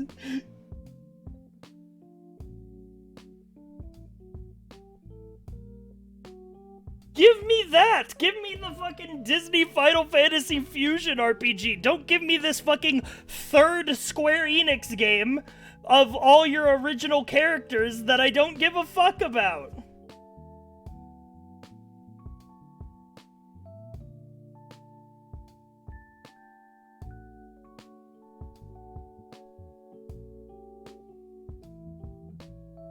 Tell streamer to calm down. You started this!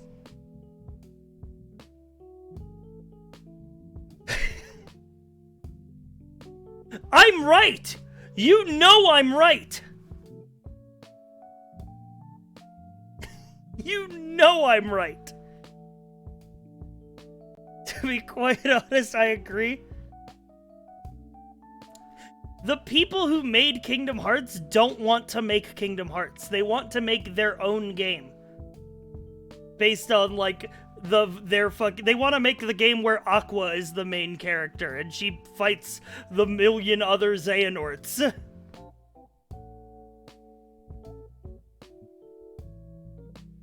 They don't want to have Mickey Mouse in the game.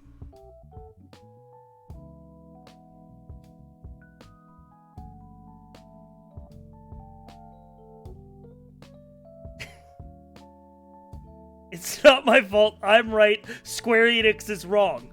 True!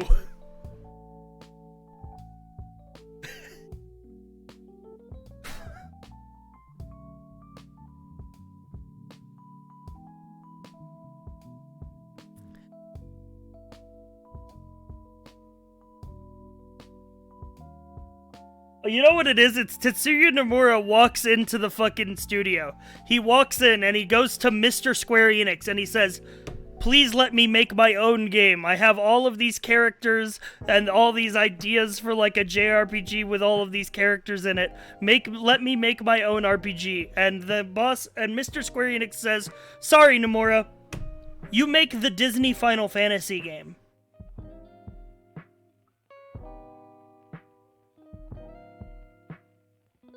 You make the Mickey Mouse and Cloud Strife game.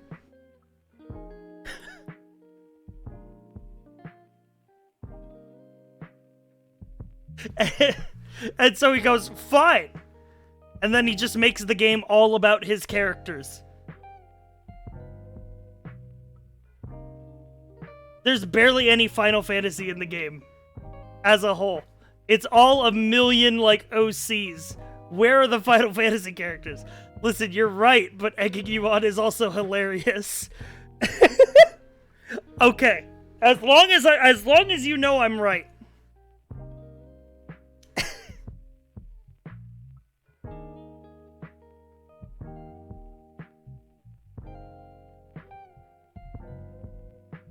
You know what would be cool? You know what would be cool?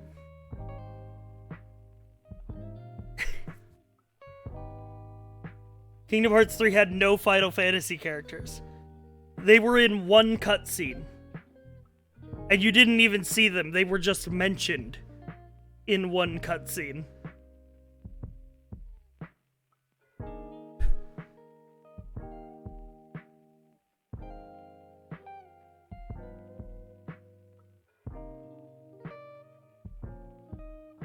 He's gonna continue to bleed his influence into the Final Fantasy VII Remake game. I haven't played Final Fantasy VII. Like, okay, you know what would be? I could make a cooler version of Kingdom Hearts.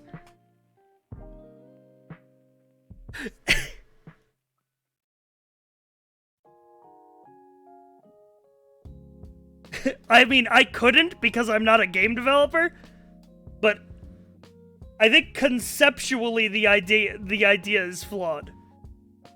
Like, what if, okay, extreme content, rewrite Kingdom Hearts. Okay, so go with me on this. Let's say, hypothetically, all the original characters made for Kingdom Hearts don't exist. Except for, like, you can keep, like, the main 3 pro tags. You can keep the pro tags. And you take all of these, you take all of the like Organization 13, you take off the fucking Xehanort, you take them all, you throw them out. Then go put those in your own game, Nomura. We're making this game. You have a group of original characters that you can go to all your Disney worlds and you can go on your adventures, but also put Final Fantasy worlds in there. Final Fantasy was riding high at the time that Kingdom Hearts came out. Like, they had just came off of Final Fantasy 7 and 8, which were both super popular releases. Like, imagine if Kingdom Hearts, an alternate Kingdom Hearts 1 that comes out that has Midgar as a fucking world. Or like the place from Final Fantasy 8. Stuff like that. So like Sephiroth or Kefka is the BBEG? Yeah, and team them up with one like Maleficent or something.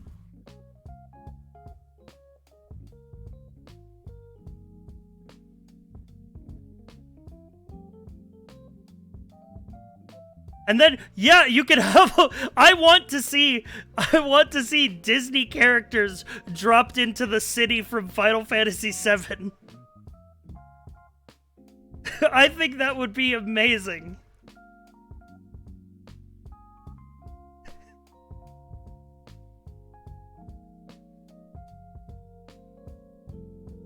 I want to see Goofy fight Jenova.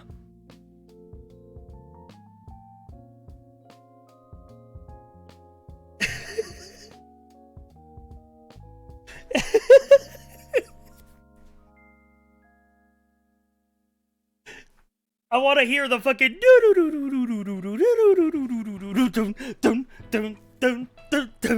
fucking. You know, it's so much missed potential, and it's literally because of the fucking third-party characters and the story that doesn't lean into anything that's good about those two properties that it's based off of. They still use Keyblades in this version? Sure. If you really want to keep Keyblades, sure.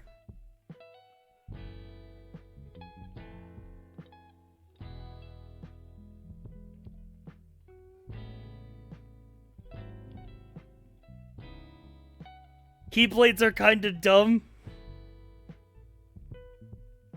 And And also Disney not letting them do anything creative with their characters.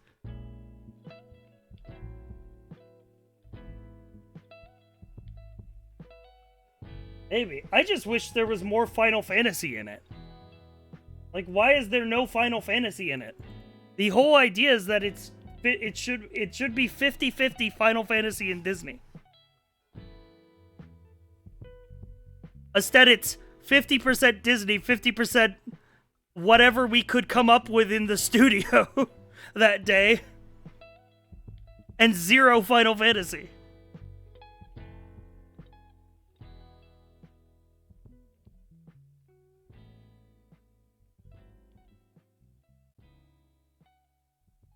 Would you include other properties owned by Disney, like Marvel, Star Wars? No. I think it should stay like the Disney animated stuff. Because I feel like tonally that kind of is what gives Kingdom Hearts its identity. You know what I mean?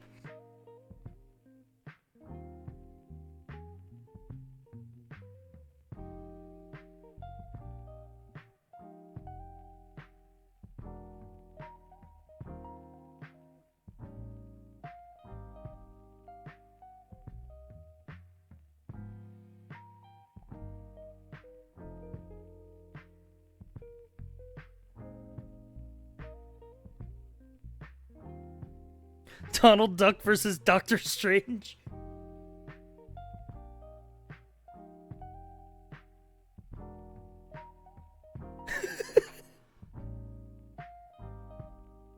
It's great for the people who did, but I still want to know why everyone wanted Sora in Smash. It's because JRPGs fans are fucking rabid. And also, people who claim to want Sora in Smash haven't played a Kingdom Hearts game since 2.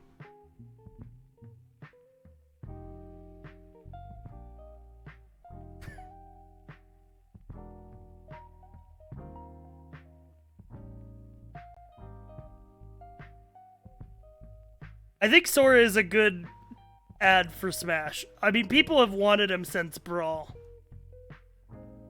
I think he fits in the roster of Smash. Even though I fucking hate Kingdom Hearts. I want him in Smash? Good news! He is!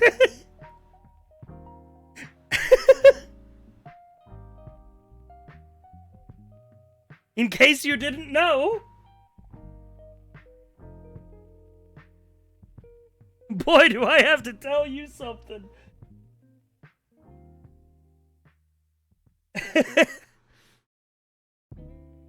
What do you think would be the worst character add to Smash? Probably any first-party Nintendo character.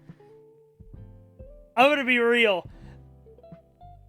As like, I think you can't go wrong with a crossover for your last character, but like,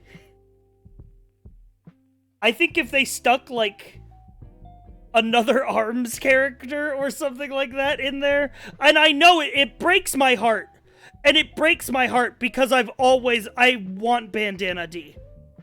I want Bandana D. It really breaks my heart because I do want Bandana D. I've always wanted Bandana D in Smash. But I think that for the last fighter to be in Ultimate, you should, yeah, a third party. Especially one of the highly anticipated ones is the way to go.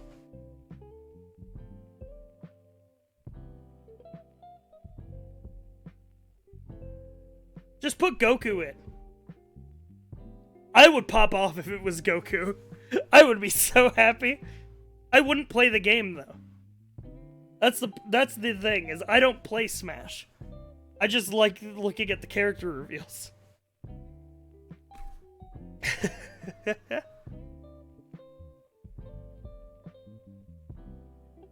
99% of the people online who talk about what character they want in Smash never play the game.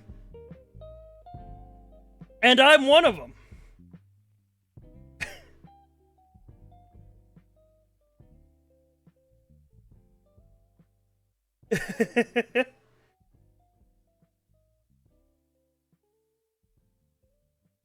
So I'm not the target audience for Smash characters. I feel like Sora is a good pick for people who are like Smash players. You know? Because they've wanted him for so long. I remember people saying Sora for Brawl back in the early days of the internet. Like, they've wanted him for so long. Sora is a good choice for the game.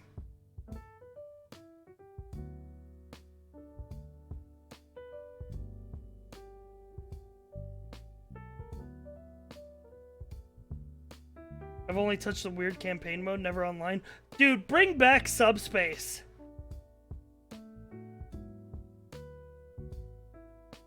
Bring back Subspace, dude. Subspace was so cool.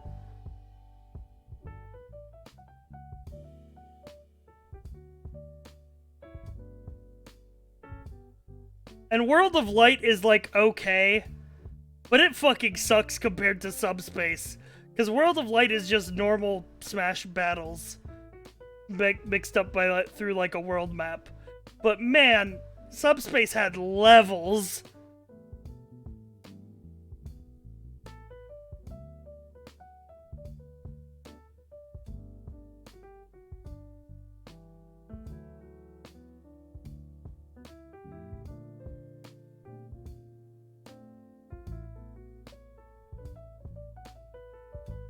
Subspace was so fucking cool.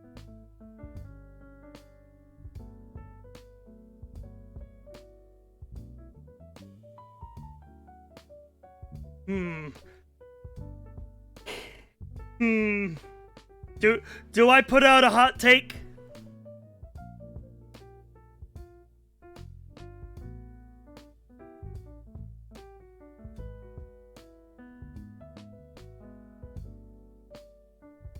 I think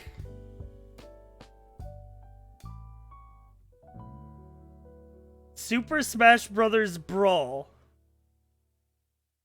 is the best Smash game if you're a casual player.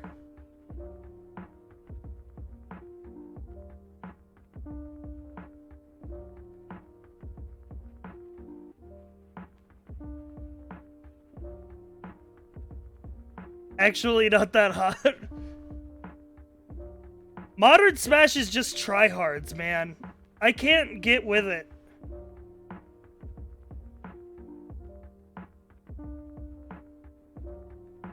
Like, I had so much fun with Brawl. And I could have fun in Brawl single player too because of Subspace. Ultimate is just so sweaty. Smash 4 was just weird.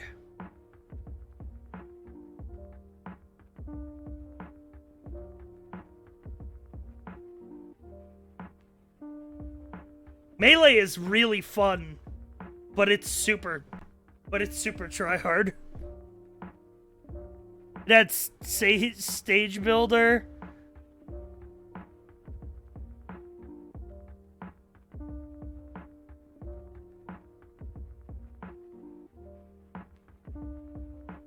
And I can't do casual Smash Brothers with friends anymore, because all my friends are gamers. And one person is gonna be the fucking sweat out of the group and take all the fun out of the match. People don't even play with items on anymore, even in casual matches.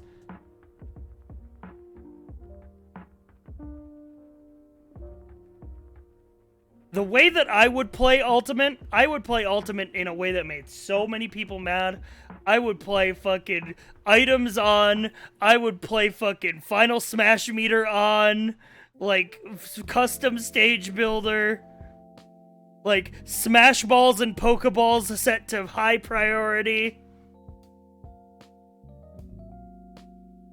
No one wants to play 4-player with items and stage hazards. Yeah, exactly. Everybody just wants 1v1, no items, Omega.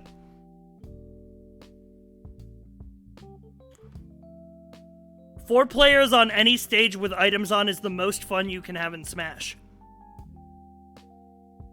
Yeah, I agree.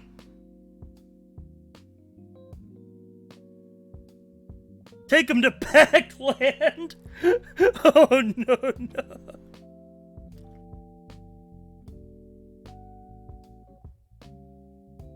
You guys want to go to Mushroom Kingdom 2?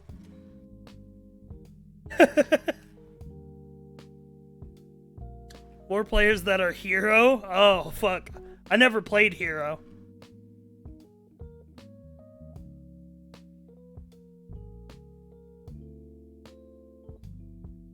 I never ever saw anybody play 8-player Smash. 8-player Smash was always a gimmick. I never saw anyone actual play it.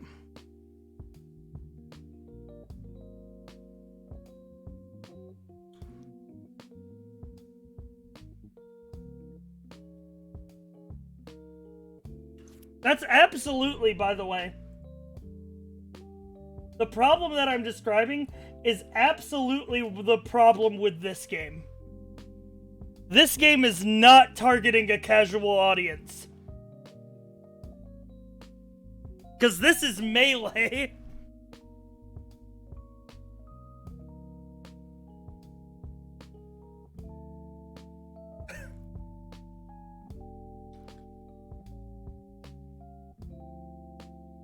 Like, it may look like a casual game on the surface, but this is not targeting a casual audience.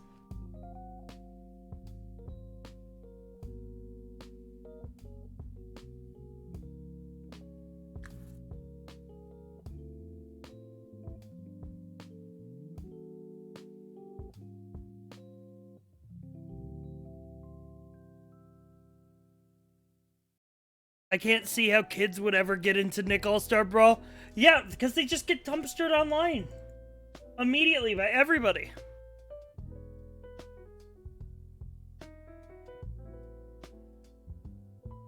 The cast targets a casual audience, but the gameplay targets sweats. True.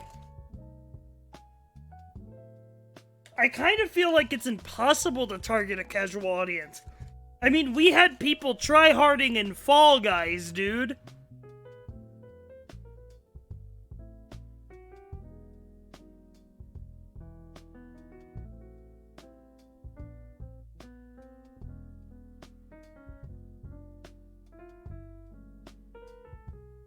You should probably get onto your Lancer game. Wait a minute. Oh, am I dumb?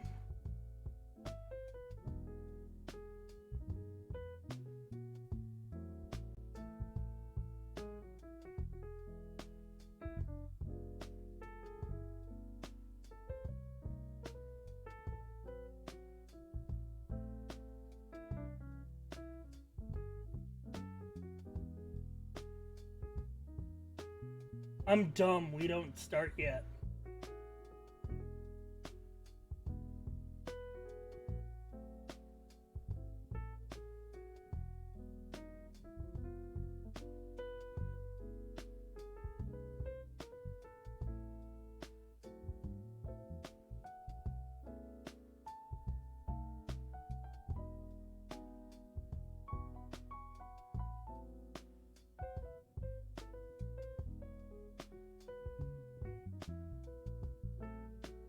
But I should probably dip.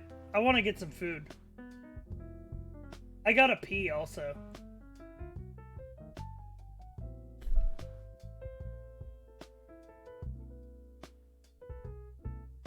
Alright, chat.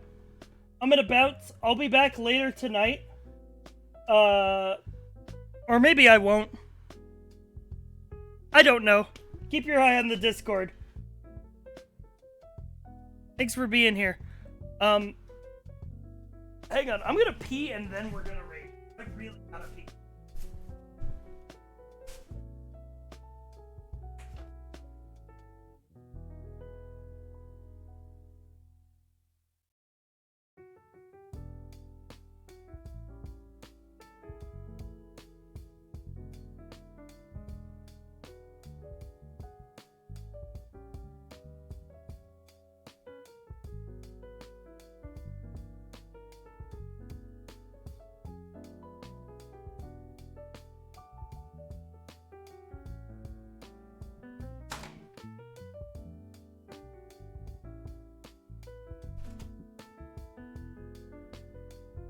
Okay.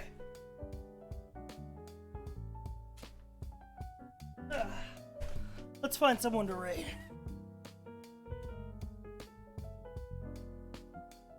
Ugh.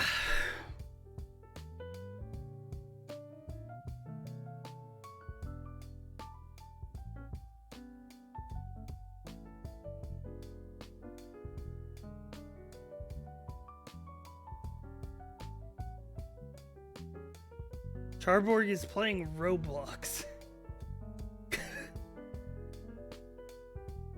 That's Pog.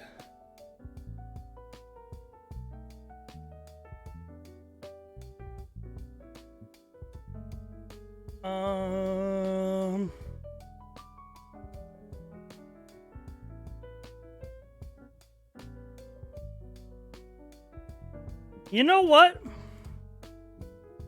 You know what, chat? I'm gonna raid Brett.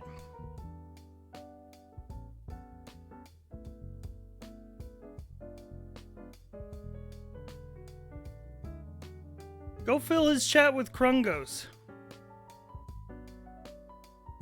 I'll see you guys later. I'll see you tomorrow if I don't see you later tonight. See ya.